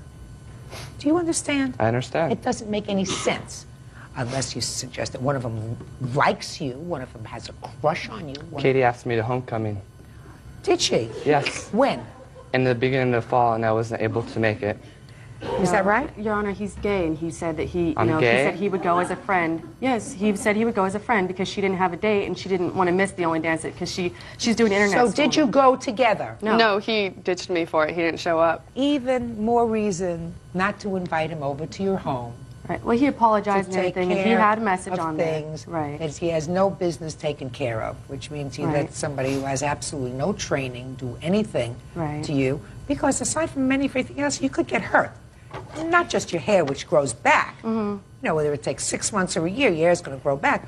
What other thing? You're using bleach on your head, you're using caustic materials, you're letting some schlemiel over you who has no talent take care of you. Very foolish. Your case is dismissed. That's all. Goodbye. Parties are excused. You may step out. Yeah, this is case number 23 on the calendar in the matter of Wacker versus Matza. Parties have been sworn in. Judge, you may be seated. Ma'am, have a seat, please. Mr. Wacker, you and the defendant, according to what I've read, were engaged to be married and were living together since 1999. Is that correct? Correct. And it is your claim that when she moved out, you got a phone bill of $1,500 for the psychic hotline, and you claimed that the calls were her calls. That's right. But you acknowledge making some of those calls yourself. Not the 900 calls. You made no 900 calls None. yourself. Okay. Ms. Matza says she admits making half of the calls. She said you did make some of those calls. Her defense is that while you were together, she put her money in an account that was used for paying household bills, and there was more than enough money there to cover that phone bill. In addition, she has a counterclaim because she says you took back the engagement ring, you stole it out of her jewelry box, and she wants you to pay for the wedding dress because she had no reason to break off the engagement. That's your counterclaim, right? Yes, okay. ma'am. So you started to live together in 1999, and you broke up when? January 17th of '01. Now, how did you handle the finances between 1999 and January of '01? Did you have a joint account, or did you have one account to pay bills, and was it your account? Well, I'd put together a joint account, okay? So you had a joint account? Right. I had canceled out the joint account during when we had a problem before that January 17th date. I canceled all that account out, so that account was gone. Everything was in my name. In the year 2000, did you have a joint account? Yes. And did you both put money into that account? I did, yes. You mean the defendant didn't put any money into that account? Very little. Very little is not an answer. She put money in that account. Yes. So if she put in any money into that joint account is both of yours. Because no court, not this court, is going to go back for a year and figure, well, I put in $500, she put in $25. I put in $2,000, she put in $500. It's not going to happen. As long as she put in some money, that money was all of yours. Now, tell me the month you closed out that account. It was closed out in January. January of '01. Mm-hmm. All right. And how much money was in the account at that time? About $200. You have any paperwork to prove that? None. Oh, how did you handle the finances with regard to rent and... I paid all bills. I signed all the checks. I signed all the mortgage payments. I signed everything. Everything was in my name because she couldn't have an account. She owed everybody so much money for everything that never once we couldn't, nothing could be put in her name. Okay. Now, during the time that you were together, had the defendant ever made calls to the psychic hotline before? Never. Never, never, never. She'd like to go to psychics, though. But this was the first time she had ever used the psychic hotline. Correct. Matter of fact, the date, the January 17th, was the date I told her that it was time for her to go and move out, and that's the exact date that she started making these phone calls. Can I see the bill, please? Absolutely.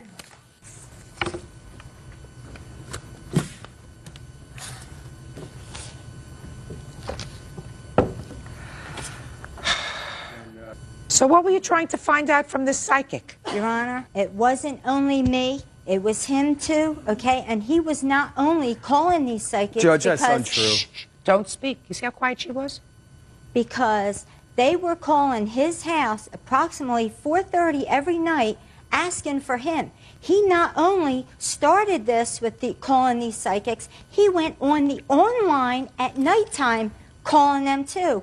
And I am the witness for that because I was sitting right alongside of him watching this. What kind of work do you do, Mr. Wacker? I'm a safety manager for a second largest school bus company in the United States. You work Monday through Friday? Yes.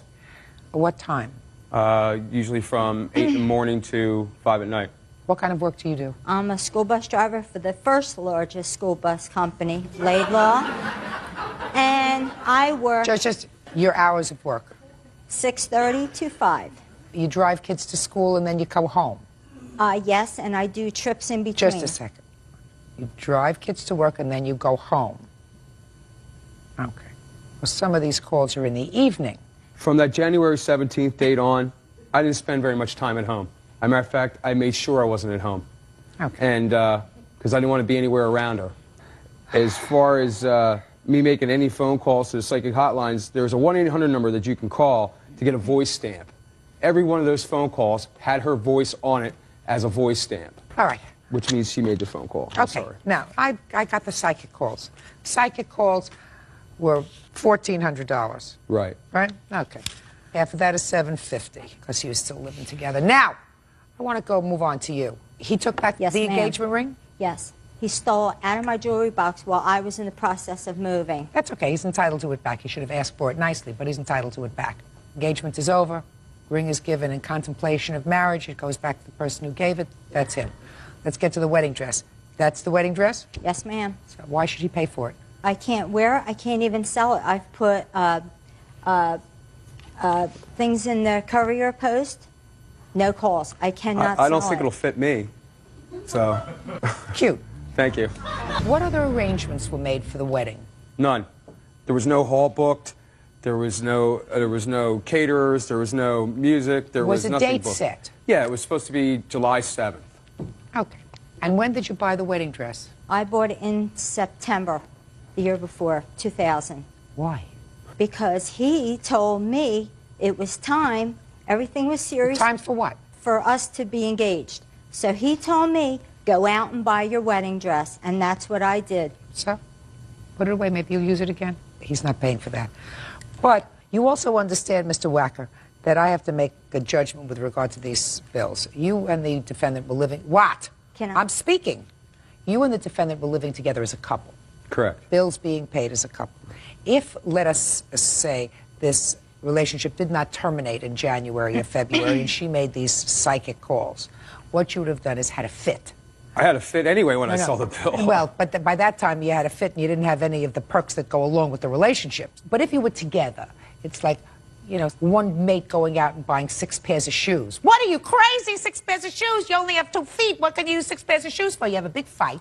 And then it's finished, and you move on. You don't say, you're going to pay for every one of those shoes, go out and get a job. You don't. Whatever. But may I interject? Yeah, you may, but you get where I'm going, sir. Yeah. You were a couple. But at that point, from the 17th on, or actually, the night before that, the 17th, okay? Yeah. It was the 16th, is when I told her to move. Technically then, we weren't a couple anymore. Yes, you were. And she made these calls, and she made these calls, and she shouldn't have, because she's trying to find out whether or not the relationship's going to continue to work or whatever. You know what I mean? Well, I guess who it was, Miss Cleo, or whoever she called, told her I guess it wasn't going to work, or didn't believe her, so she kept calling her. You know, I just don't feel I should have to pay for all of her phone calls when it was a proven fact that she made the phone calls with the voice stamps. Her voice is on every one of those You're phone not calls. following me, sir. You're trying to say the relationship was over at the time when I told her it was over. You're living in the same house. You've been living in the same house for a couple of years. She needs time to put her things together, to find another place to live, to do all of those things. That's what happens But when I'm one not of these asking her to pay anything else. Hey, listen to me very carefully, sir. That's the drill. You're a couple. You come in here and you say, first I'm a couple, then I'm not a couple. You want your things back. You want the engagement ring back because the engagement was over. You're entitled to it back because it's over. Had you been married, you wouldn't get the engagement ring back. There are certain things that a relationship has as intrinsic to the relationship. In this case, since 1999, the bills were paid out of a joint account up until a couple of days before you decided to terminate it. So you lived as a couple. Half of the psychic bills come to $737. Judgment for the plaintiff in the amount of $737. That's all. Parties are excused. You may step out. By the way, I wouldn't have needed a psychic to know this relationship was not going to work.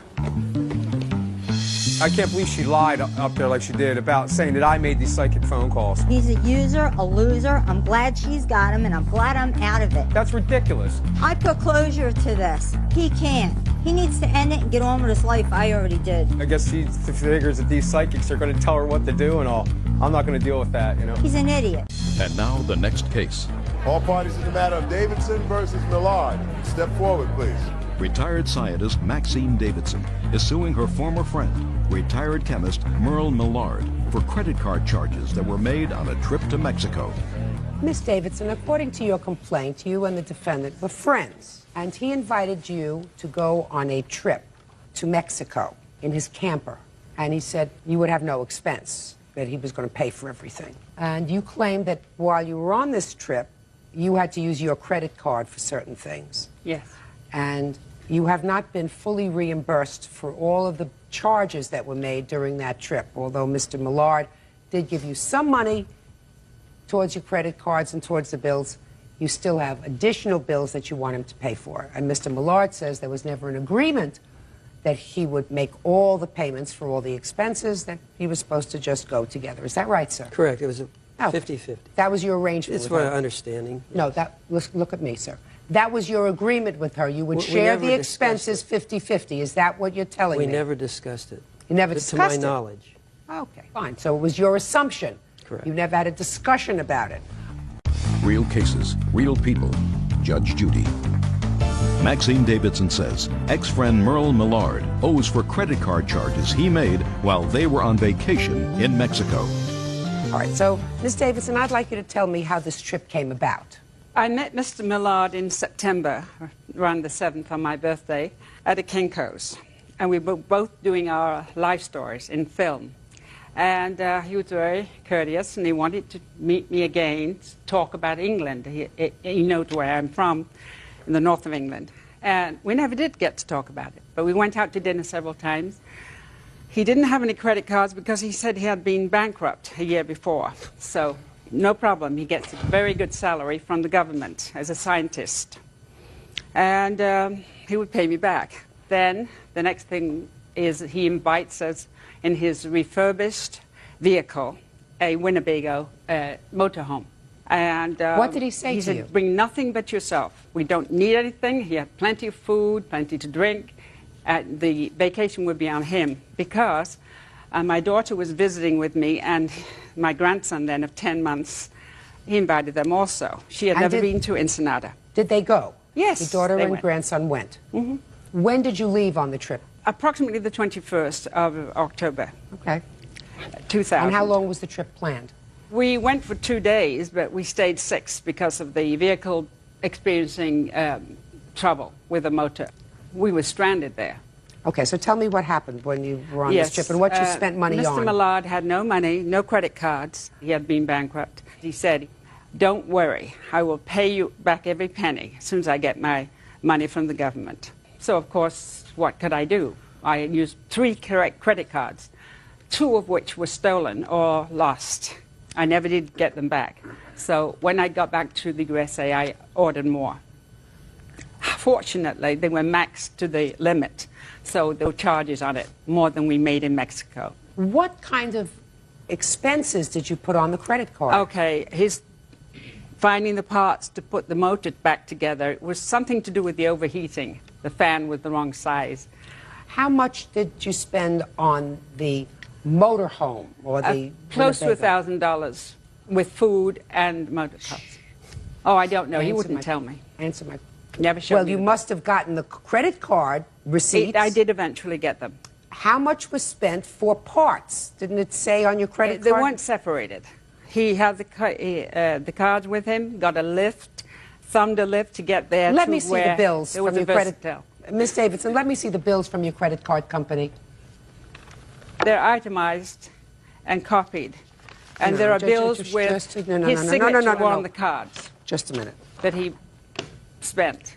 Mostly it was for food and entertainment that I used my credit cards as well, because we were there 6 days.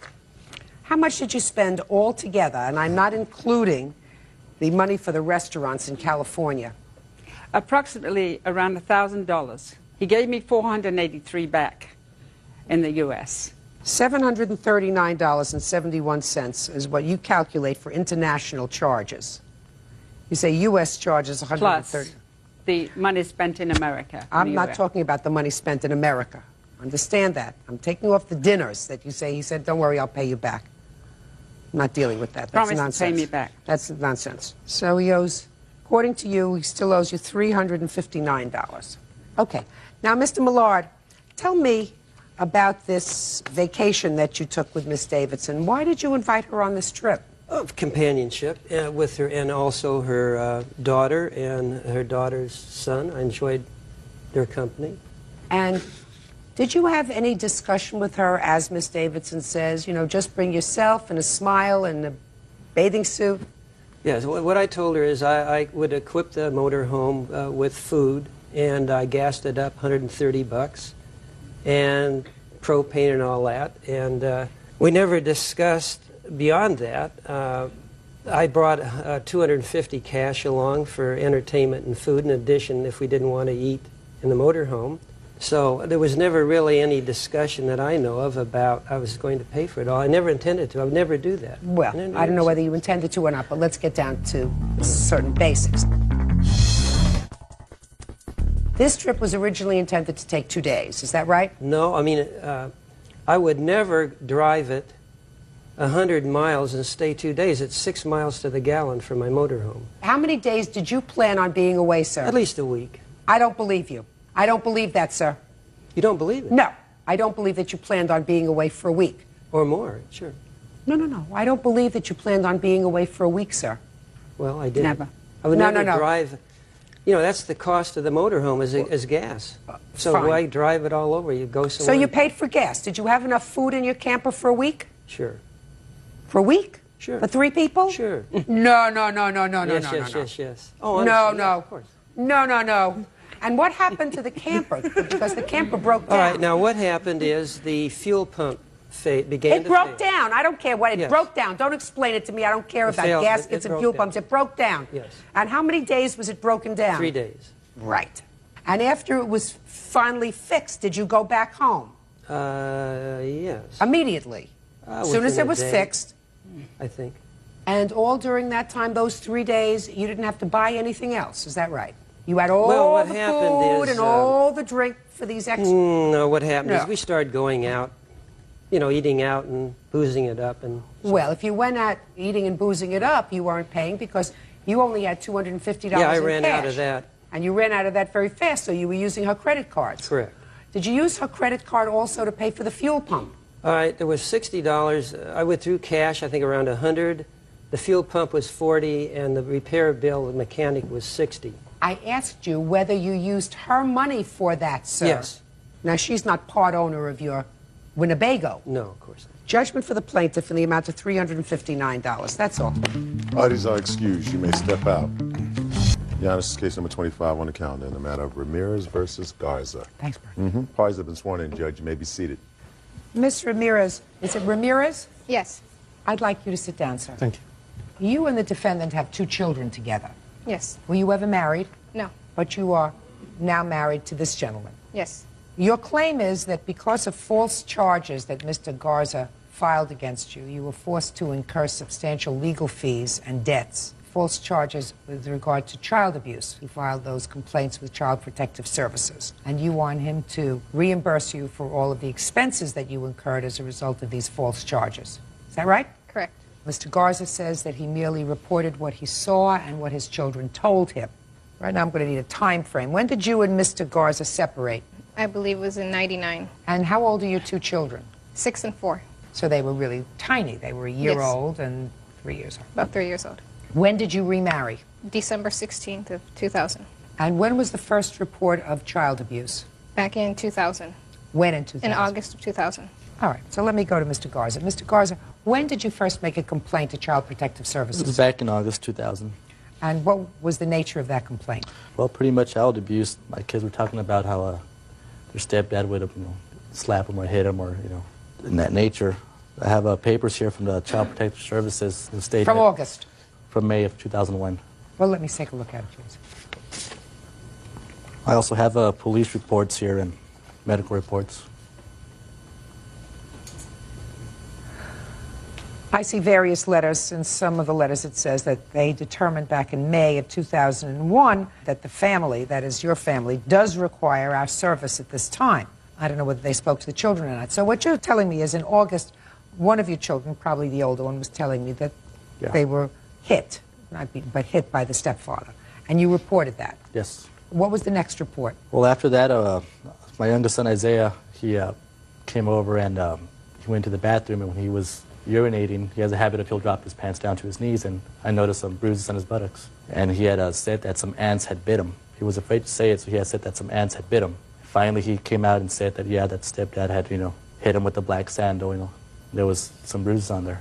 And did you make a report at that time? Yes, You I have that report. medical reports from that, from the physician that saw him. Can I see the report, please? Yes. Now you can stand up, Mr. Ramirez.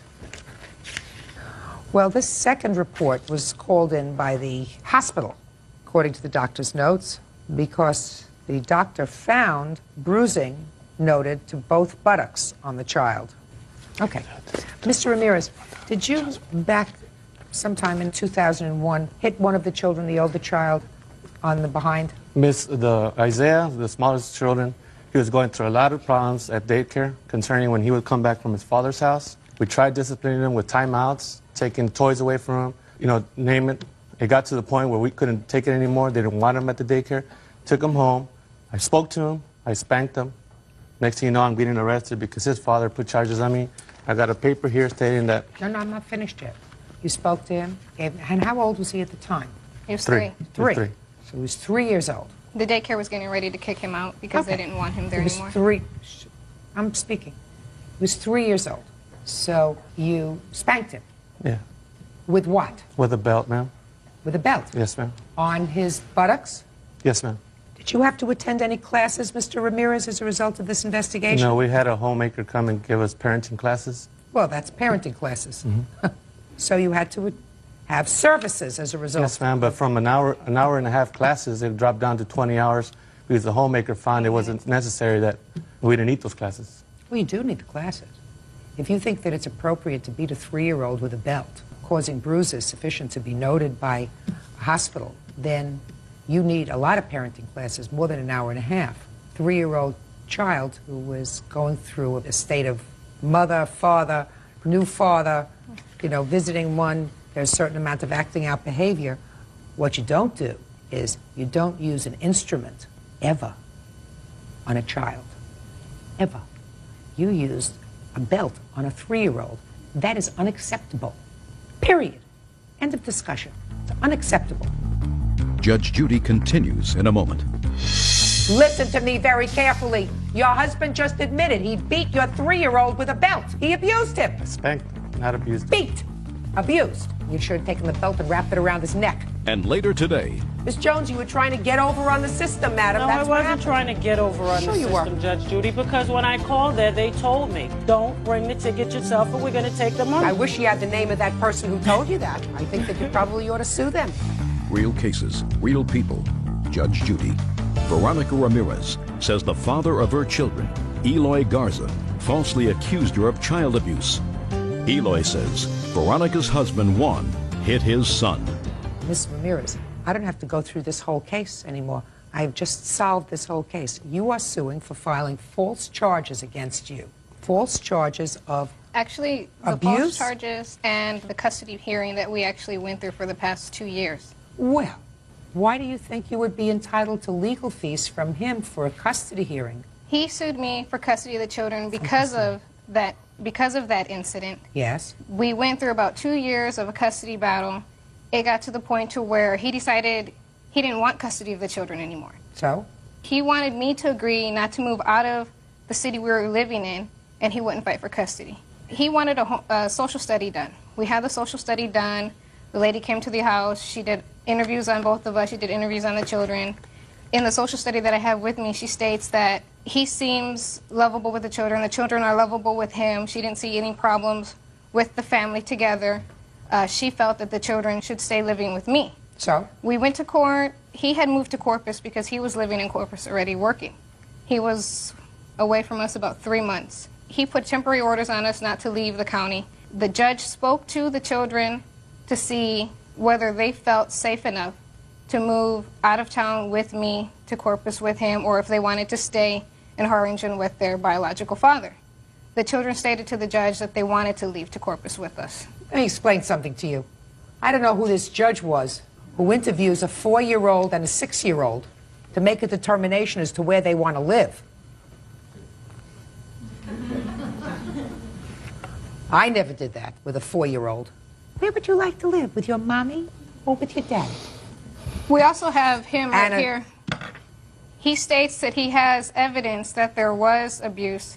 There was abuse. When? Period. There was abuse. I'm finding right here that there was abuse. And you have no case to sue him for filing false allegations of abuse. Your husband abused your 3-year-old. You should have taken the belt and wrapped it around his neck. That's what you should have done. And I don't know what other issues the defendant has with you. However, Any father who would not at that point fight for custody would be neglectful. So he had an absolute obligation to file for custody of his 2 children. And then the thing dragged along for 2 years because this judge had to wait until the kids were 4 and 6 in order to interview them. No, it didn't drag on that long. It dragged on that long because he kept putting it off. Maybe. But I don't care what the social worker said. I want to tell you something. I don't care what the social worker said. It is irrelevant to me. The mother's husband beat the children, but the children seem happy and safe with the mother. Father never beat the children, so we think that the children should stay. We think the children should stay with the mother. I mean, I don't understand a report like that. In any event, I'm not having to decide that case now. All I have to decide is whether or not he should be responsible for the cost of all of your legal fees as a result of fighting both his custody case and the case that he filed and the orders that he requested, preventing you from moving out of the jurisdiction, relocating. I also have a letter here from the police department where they took the children to the police department, and the police even put in here where they were trying to bribe the children to tell the police that they were being slapped. Listen to me very carefully. Your husband just admitted he beat your 3-year-old with a belt. What do I care about the police report? Your husband looked at me. I asked him a question. He answered my question. He beat your 3-year-old with a belt. He abused him. I spanked him, not abused him. Beat. Abused. 3-year-old, belt, abuse. That's it. Marks from a belt on a 3-year-old is abuse. That's not neglectful. That's not neglectful. Neglectful is if you don't give them a hot lunch. Neglectful is not when you beat a 3-year-old with an instrument. So you are not entitled to the return of any of your legal fees matter. In the Penal Code, Section 961 states that the state declines prosecution in this case. The defendant is allowed to use forceful to reasonably discipline a child under Section 9.61 of the Penal Code, and there is insufficient evidence to show any other intent by the defendant. That's I hope you feel better. If you appeared before me and you said to me, I lost my temper once, and I hit him with a belt. Yes, ma'am, I did. Wait, that's not what you're saying. No, you asked me. No. I lost my temper once, and I hit him with a belt, and it will never happen again because that's not me. I know that's not the way you're supposed to discipline children. But what you just read to me, sir, was an indication that you believe that this is an appropriate way of disciplining children. No, it's not, ma'am. It better not be. Judge Judy continues in a moment. And later today... Let me tell you something. You're not going to get the money from him. Why? He signed me a promissory note stating... I don't care if he signed you the Declaration of Independence. Courts do not help you when you try to scam the system. Real cases, real people. Judge Judy. Veronica Ramirez says the father of her children, Eloy Garza, falsely accused her of child abuse. Eloy says Veronica's husband, Juan, hit his son. Ms. Ramirez, you have no case. The defendant did exactly what he should have done as a father by reporting what he saw. He did exactly what he should have done as a father by fighting for custody. He did exactly what he should have done by trying to prevent you from leaving the jurisdiction and relocating. And if he lost on all those counts, that's very unfortunate. But he had not only the right, but the obligation to do it. Your case is dismissed. That's all. Parties are excused. You may step out.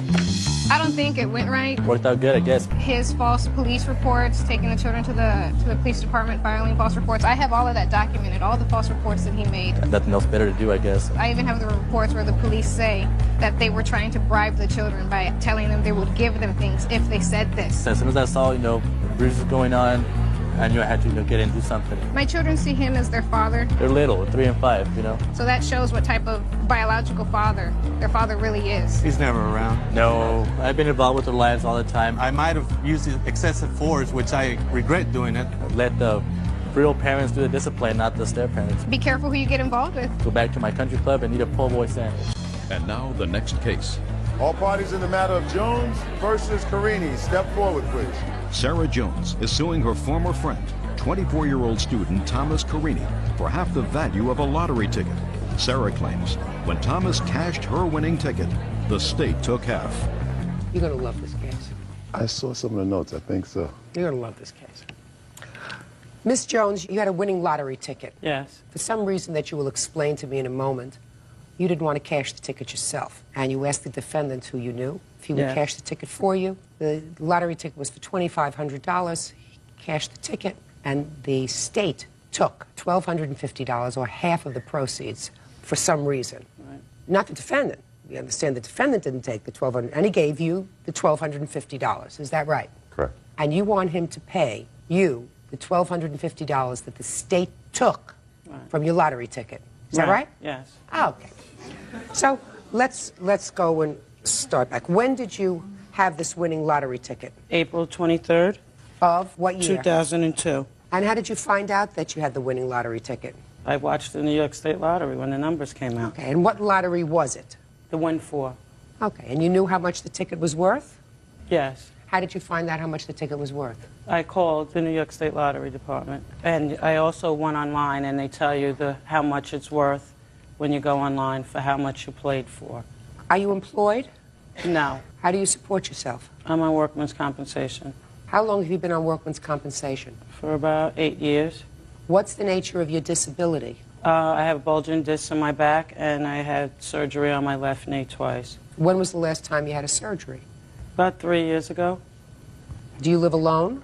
No, I live with my husband and my 3 boys. How old are your 3 boys? 16, 12, and 10. And what kind of work does your husband do? Mason work, concrete. Now, you want to tell me, Miss Jones, why you didn't go in to cash this lottery ticket yourself?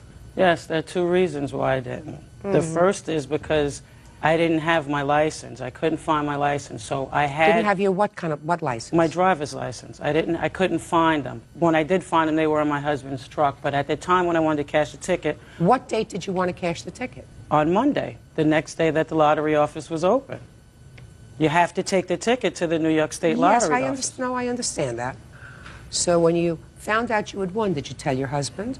Yes, I did tell my husband. My husband was watching it with me when I saw it when the number came out.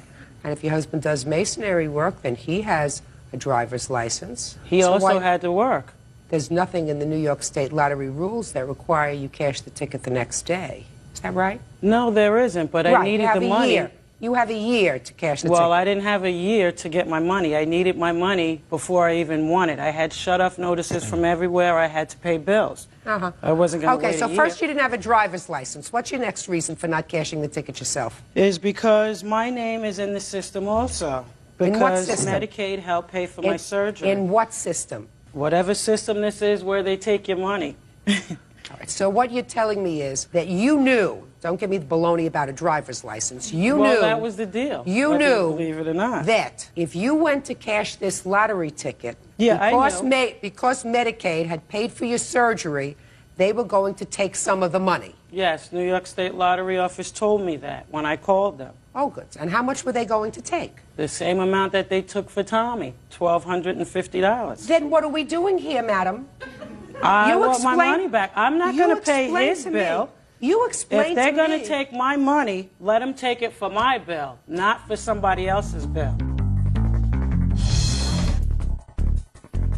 You don't even have to say anything. I assume you owe the state money for something. Is that right? Yes, Your Honor. Okay, for what? Actually, I was never sent the bill. I really am not exactly sure what they billed me for or if I owed the money. But in the past, I have been in rehabilitation at one point in time, as well as I've been on workman's comp at one point in time. Whatever. You owed the state money just like she did. Yes. Right? Correct. Did you know that they were going to attach some of this money? No, I did not. I assume you didn't. But I asked him to give them a call like I did. And he called me back, and he told me that he called them. And they told him he didn't owe anybody anything, there was no problem. So we went there. Somebody made a mistake? Miss Jones, you were trying to get over on the system, madam. No, That's I what wasn't happened. trying to get over on the system, Judge Judy, because when I called there, they told me, your Social Security number is in the computer. If you bring the ticket, we're going to have to take some of it. So your best bet is to find a family member or friend to help you. Don't bring the ticket yourself, or we're going to take the money. So that's what I did. I wish you had the name of that person who told you that. I wish I did, too. I would have gave it to you. I think that you probably ought to sue them. If I could, I would. They gave you very bad advice, Miss Jones. If I could, I would, to get my money back. Let me tell you something. You're not going to get the money from him. Well, why? He signed me a promissory note stating I that don't care if he signed you the Declaration of Independence. You're not getting a penny. You tried to scam the system. It backfired on you. Courts do not help you when you try to scam the system. Your case is dismissed. Goodbye. Parties are excused. You may step out. Now, this is case number 66 on the calendar in the matter of Townsend versus Johnson Jones. You're welcome, Judge. Parties have been sworn in, Judge. You may be seated. Miss Townsend, you own a car. Yes. And your car was parked in front of your house. Yes, ma'am. You didn't see what happened, but all you know is somebody hit your car. Yes, ma'am. That's correct. And one of these two people were driving that car that hit your car. Yes, ma'am. When did this happen? October 19th, about between 6 and 7. Tell me where you were. I was inside my house, and I heard this big crash. I got up, went to the door. By the time I made it to the door, two of my neighbors were at my door saying, someone has just hit your car. You need to come outside. So I went outside, looked at my car, and it was smashed in on the front and just stuff all over the place. So I looked. You mean debris? Debris. Car That's debris. right. That's right. Debris was on the street and on my yard. But the second car wasn't anywhere around. So I went back in, called the police, went back out to look at my car again, and we seen debris going around the street. So you followed the debris? We followed debris around the street to another car, which was probably about, it was the next block. The next block, that car was there. It was all smashed in.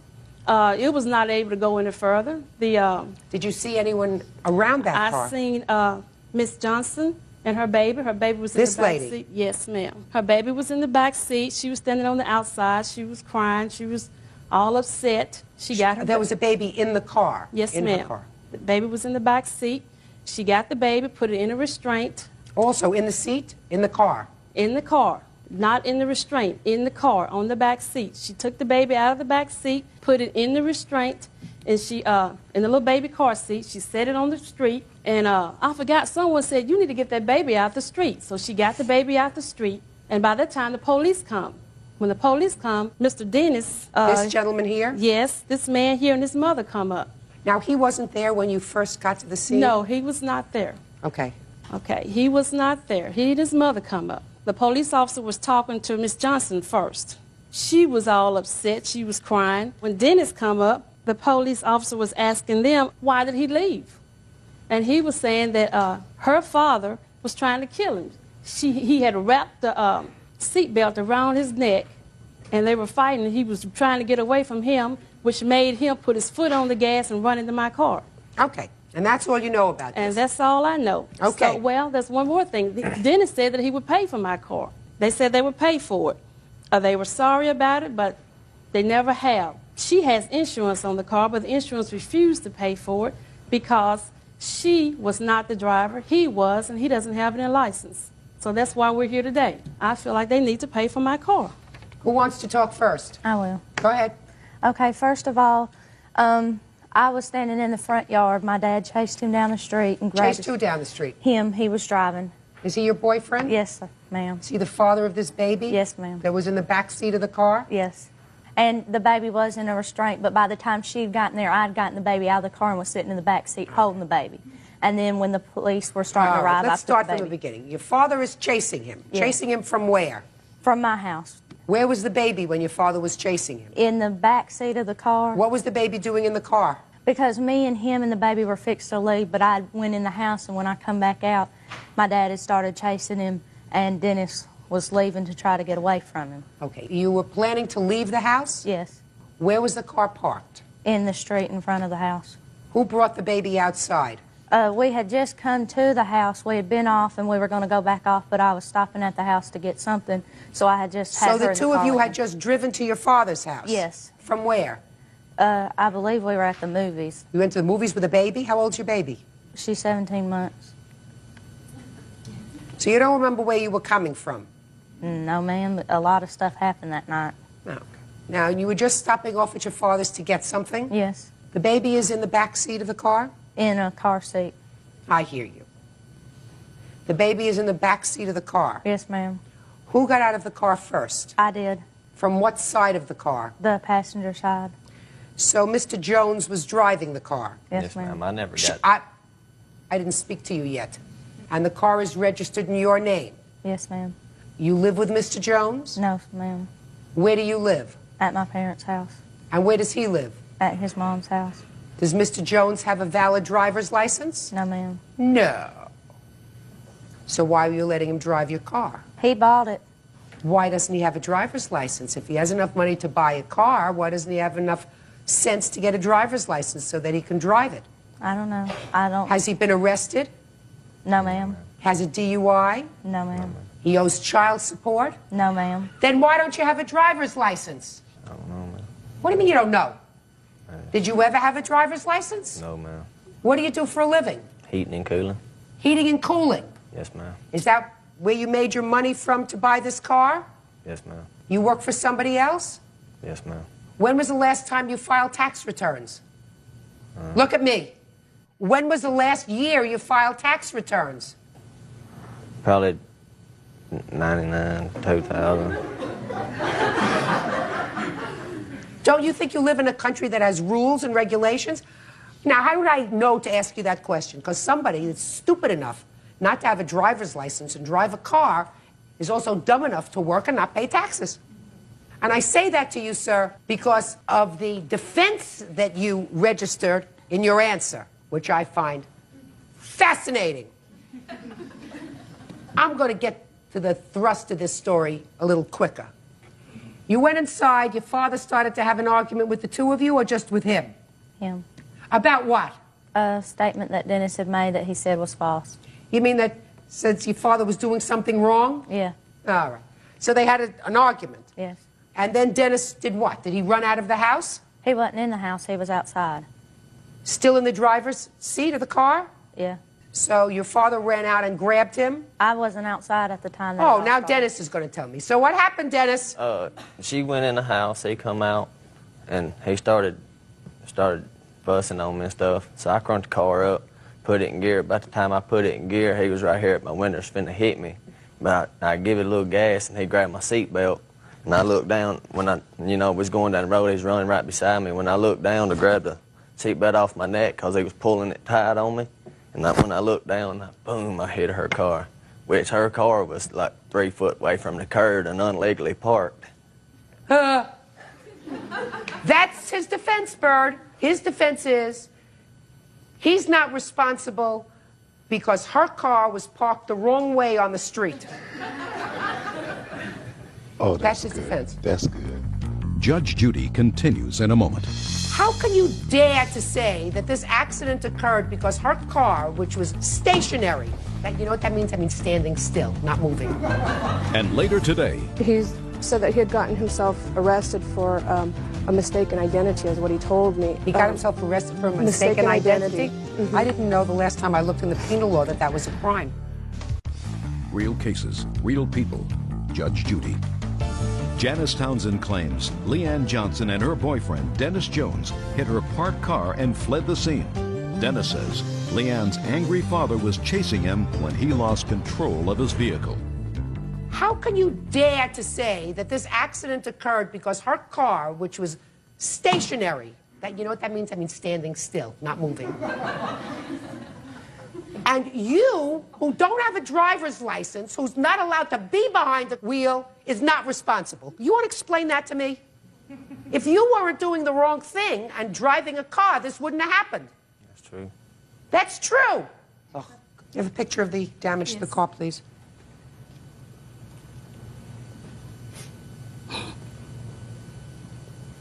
This is not a new car, right? That's right. But you're entitled to have your car in the same condition as it was before Yes, ma'am. Mr. Wonderful over here hit it. Yes, ma'am. So even though it's expensive to put your car back into condition, you're entitled to it. How long have you been working at this heating and cooling company? For about a year. You paid in check or cash? Cash. Cash. Well, you better start saving your cash. Judgment for the plaintiff in the amount of $2,692.05. Thank you. Parties are excused. You may step out. I was thoroughly shocked. Yeah, I feel bad that it happened. My car was sitting in front of the house. I'm sorry we can't get along with her now. Minded its own business. When they were fighting, they hit my car. Don't be driving. Justice. And now the next case. All parties in the matter of Gomez versus Todd. Step forward, please. Homemaker Bonnie Gomez is suing her daughter's ex-boyfriend, 21-year-old appliance salesman A.D. Todd, for an unpaid loan for bail. A.D. says he never asked Bonnie for help. Mrs. Gomez, The defendant was dating your daughter. She was 17 at the time, and according to your complaint, he got himself arrested, called you, begged you to bail him out of jail. You did, was alone, and he hasn't paid you back. That's correct. When did he call you and tell you that he had been arrested? He called me on June 20th, about 10 p.m. And what did he say to you? He said that he had gotten himself arrested for a mistaken identity, is what he told me. He got himself arrested for a mistaken identity? Mm-hmm. I didn't know the last time I looked in the penal law that that was a crime. Yeah, I didn't either. So he asked if I could bail him out, and his words were, "Miss Bonnie, please, I can't stand it here. Please bail me out." Your Honor, she's lying. Did I ask you anything yet? No, ma'am. So I asked him how the bond system worked, because I'm not familiar with how jail and stuff works, and he says, well, if you put up the bond, you get the money back. So I spoke to somebody at the bond company, and they said the way it works is that they put up a big bond for him, I pay some, but I don't get it back. They get their money back if he shows up to court. And so I hesitated, and they said, well, we have 2 other bonds out on him, so he's a good risk, he will go to court.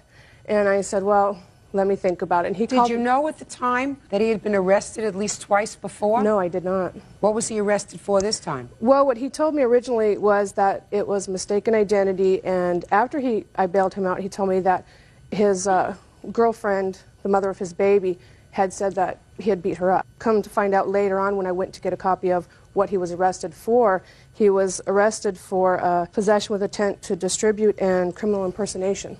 Drugs? Drugs, yeah. And I supposedly, from what I understand, impersonating a police officer.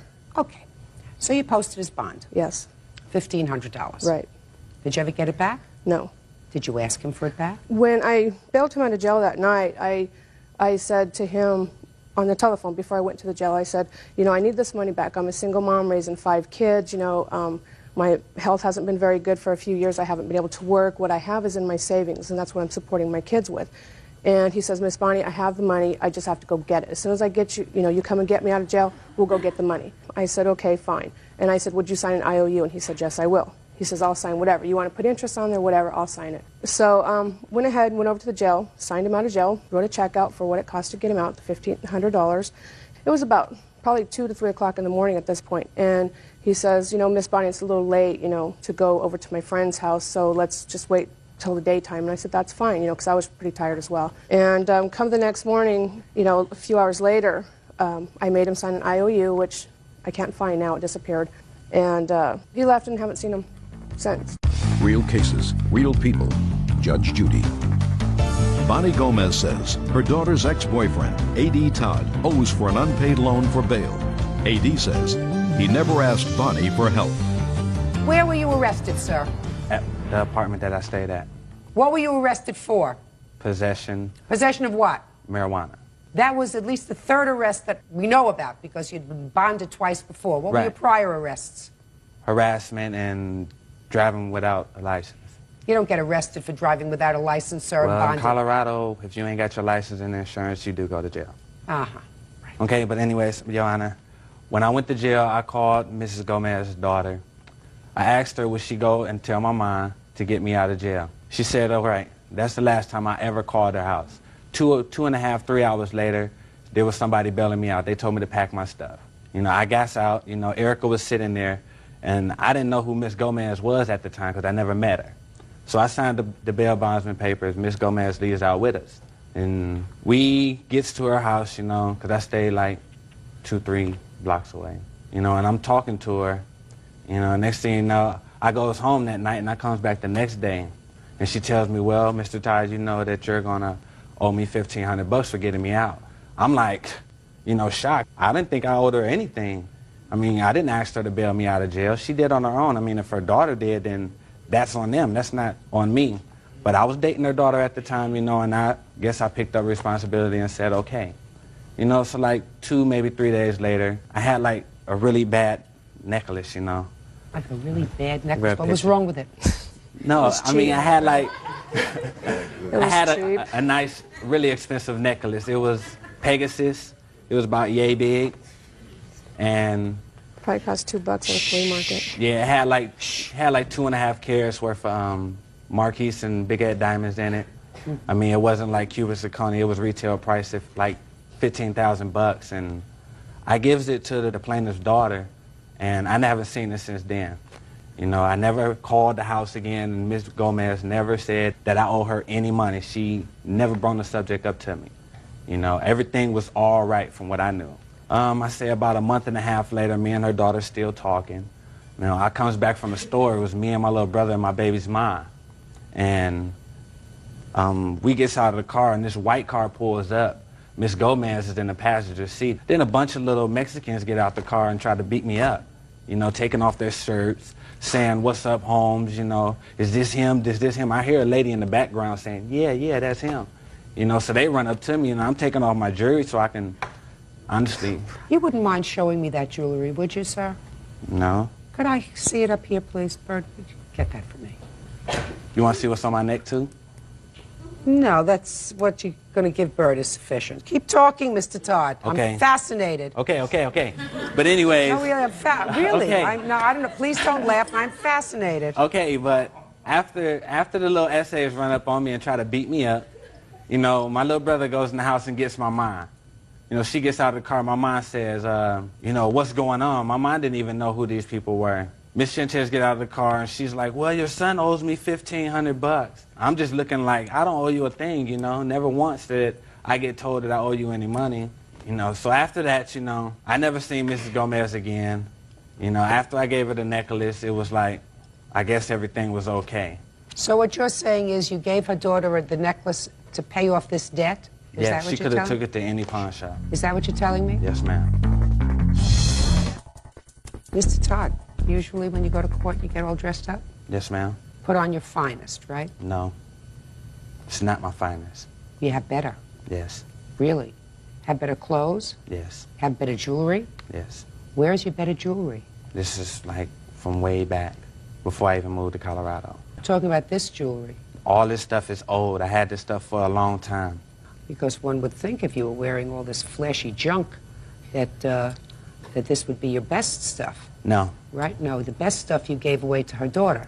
The one with It was one of the best. The $15,000 Yes, ma'am. piece. It was one of the best. Wasn't any junk like this.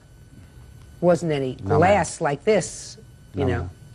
in whatever kind of metal this is. All right. Right? Right. It was a really good one, gold ma'am. and diamonds and Yes, ma'am. and well-cut stones that was worth $15,000. Where did you get $15,000 from? Family. From your family? Yes. My dad had bought the necklace for me at the time. Really? He must love you very much. Must be very proud of you. Yeah. You owe her $1,500. Listen, you get yourself arrested. She's nice enough to come at 2 o'clock in the morning, leave her 5 children to come and pick you up, and you're doing a dance? Do me a favor, return this garbage to him. Judgment for the plaintiff in the amount of $1,500. Thank you. Parties are excused. You may step out. Now, this is case number 30 on the calendar in the matter of McCahill versus Harrison. Parties have been sworn in, Judge. You may be seated. Folks have seats. Would you take the child out, Bert? Sure thing, Judge. Thank you. Young man. Okay. This way. Ms. McCahill, your suit against the defendant has to do with charges that you claim were false that she made against you. You had a trial with regard to those charges. You were found not guilty. Yes. And you believe she should pay for all of your legal expenses that you had to defend yourself. I gather that the relationship that you had with the defendant was that she had been your babysitter for a relatively short period of time. Then you and your husband divorced, and your husband was awarded custody of your child. Is that right? Yes, ma'am. And your former husband hired the defendant to watch your child. Yes, ma'am. At some point, according to you, your child told you that during a visitation, probably, that the defendant had hit him. Yes, ma'am. And you went to the defendant's house to confront her about that. Yes, ma'am. There was some sort of an incident. You say that there was really a non-incident. Shortly thereafter, you were contacted by the police and told that she had filed charges against you, and that precipitated the trial for trespass and damage to property. Yes, ma'am. The defendant is counterclaiming for some of the damage that she says that you did to the property. Correct? Yes. Okay. When did you and your husband divorce? In April of 2000. And when was he awarded custody? At that time. And when did your child allegedly report to you that the defendant had hit him? On October 17th of 2001. And what did your child tell you? He arrived at my house for my birthday, and when he walked in the door, he said, "Mom, Jennifer hit me again." How old is he? He is 8 years old. Okay. At the time, he was 7. Okay. And those were the first words that came out of his mouth when he walked in my door. Jennifer hit me again. Yes. Did you ask him any questions about it? Yes, I said, "Where did she hit you?" And he replied, "In my head." And I said, "Well, what for?" And he said, "Because I would not pick up poop with my hand." Now, when did you discuss this with the child's father? I had discussed it with David, and he said that it did On not the happen. 17th? No, the next day. On the called. 18th of October? Right. Okay. And I told him that Brendan had told me that Jennifer had hit him. And he said it didn't happen? Yes. When did you go over to her house? I went over to her house on the 18th. And who did you go over with? I went over with my friend. I was upset because, you know, she had hit Brendan. So I went over there to discuss it. I walked up her driveway. She met me in her carport. And I said to her, "Jennifer, Brendan told me that you had hit him." And she started saying that I was crazy and that the reason Brendan acted the way he did was because of me. And after that, her and had words. Why would you get involved in this at all? Because when she started saying that I was crazy, stepped forward and started defending me. And then what happened? I was ready to go. And when we were going out to my truck, as soon as we got to my truck, I looked up and she was saying, "Come, if you want a piece of me, come," you know, she was doing this. She was, "Come on, get a piece of me." That's what she was yelling at me. And we got in my truck and we left. And we went straight to the Brighton police station where I tried to press charges against her for hitting Brendan, but was unable to because Brendan was not in my physical custody at the time. When were you notified by the police that you were the subject of an arrest warrant? A month later, day before Thanksgiving, I was on the phone with my mother, and my ex-husband got a hold of my mother and told her that I had a warrant for my arrest. And how he knew, I don't know. And so I called my lawyer immediately after that and told my lawyer that I had a warrant for my arrest. Okay. Now, you subsequently went to trial, is that right? Yes, I did. The defendant testified at the trial? Yes, she did. And did you testify? Yes. And was there a jury trial? Yes, there was. And the jury came back with a not guilty verdict? Yes, I did. Okay. Now, Ms. Harrison, I would like you to tell me your version of the events, please. Okay. On October 18th, Katie did come to my home. The incident that she is referring to, that Brendan was referring to, actually happened in June of that year, where he had stepped in dog poop out in the yard and walked into the house, and the kids are supposed to take their shoes off. And he didn't take his shoes off, and he had got dog poop on the carpet.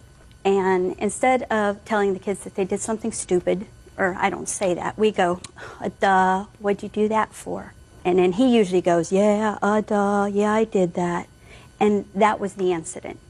She comes to my place in October, which is 5-6 months later, and accuses me of hitting her son and started cussing and swearing at me, telling me who did I think I was by hitting her son, and that they were going to kick my if I ever touched her son again. I said, do you want to hear this story or not? I said, I'll tell you what happened. No, I believe my son. You hit my son, and this other girl was MFing me just as much as she was, just screaming at me.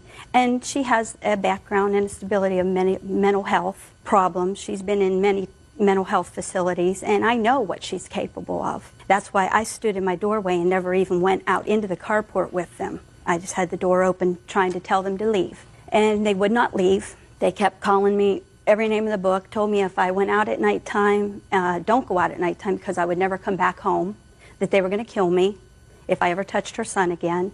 I told her she was crazy. I told her to leave my property many times. At that point in time, the other girl starts with they said they were going to kick my ass. And I said, you in what army? The two of us will take you down right now. And I said, both of you just leave. That's when she kicked cabinets that were there that my husband had brought home from work. and she picked up one of my lawn chairs and threw it at me. And I shut the door because I told her I was going to call the police. Well, that's when I started walking up into my kitchen, and I heard a big bang.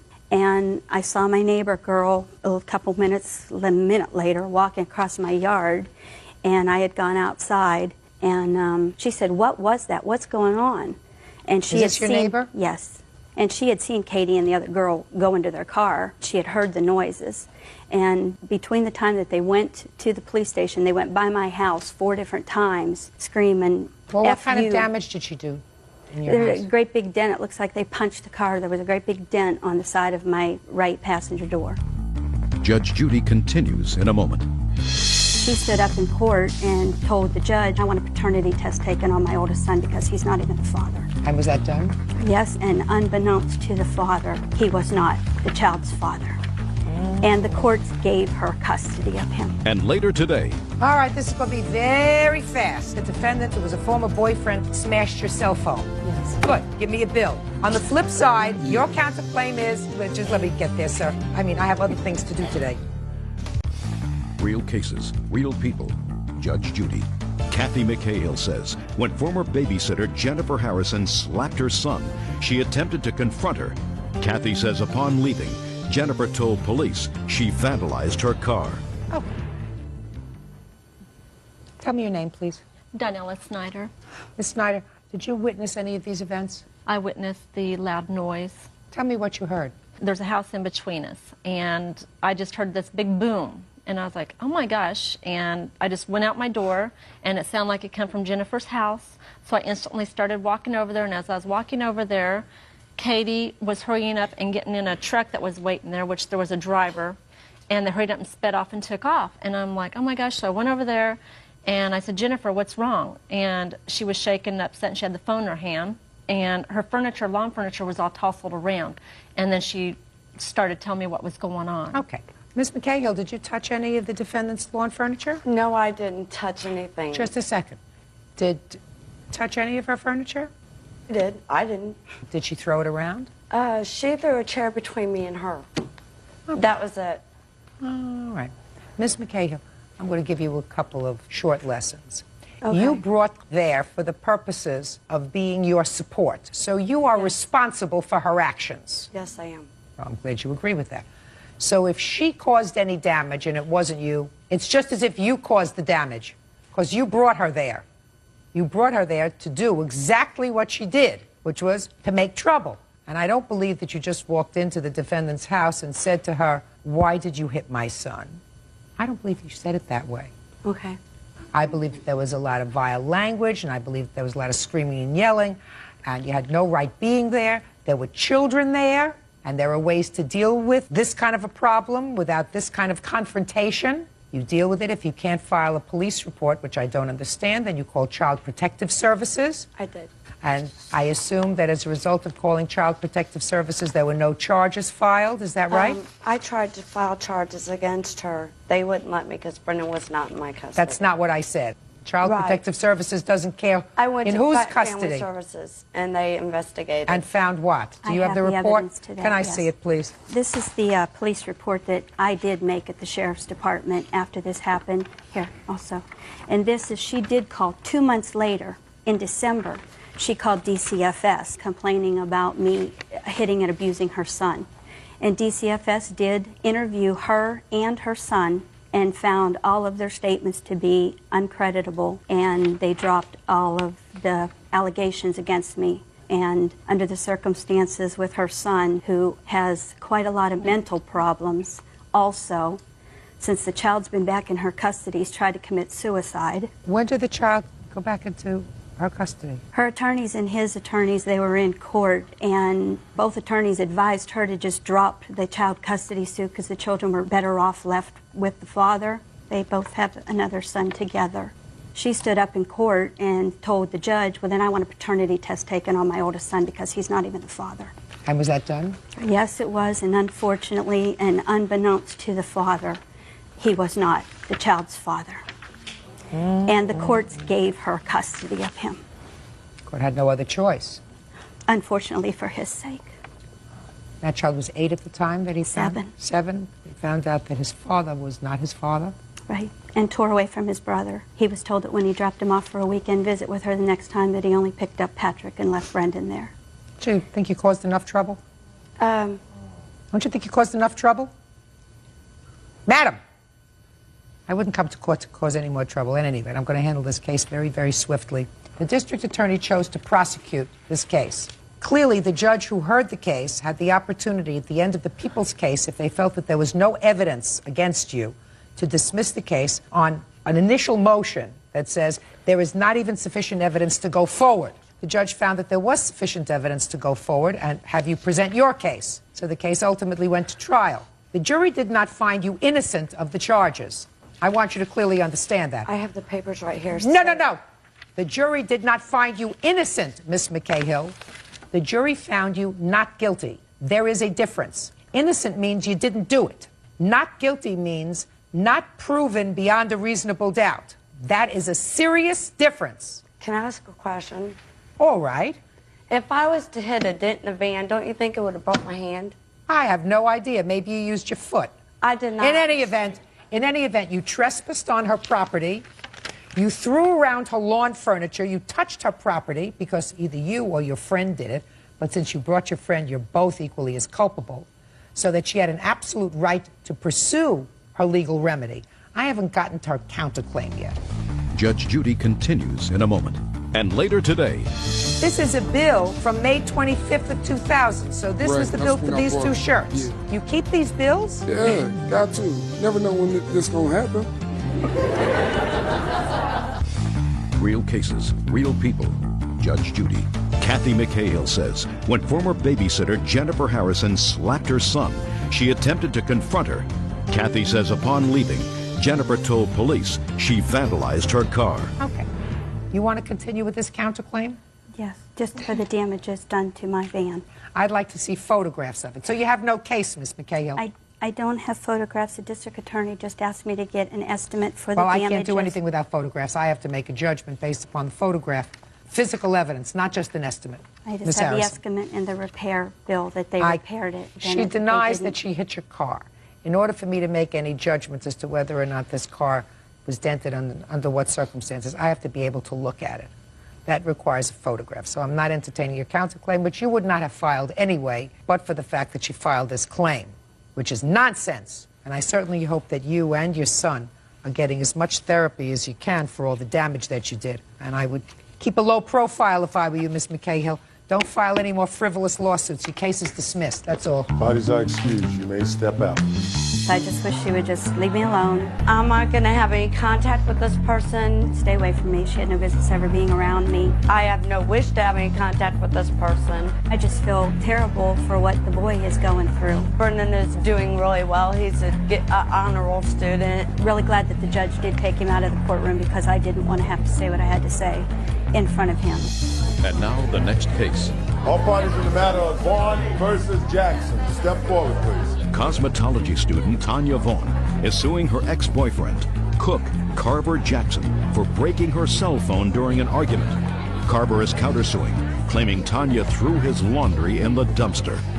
All right, this is going to be very fast. Ms. Vaughn, according to your complaint, the defendant, who was a former boyfriend of yours, got into a snit about something, which I'm totally disinterested in, and smashed your cell phone. Yes. Now, Mr. Jackson, you acknowledge that you smashed her cell phone. Yeah. The only question is how much it costs to fix it or to get a new one. Is that right?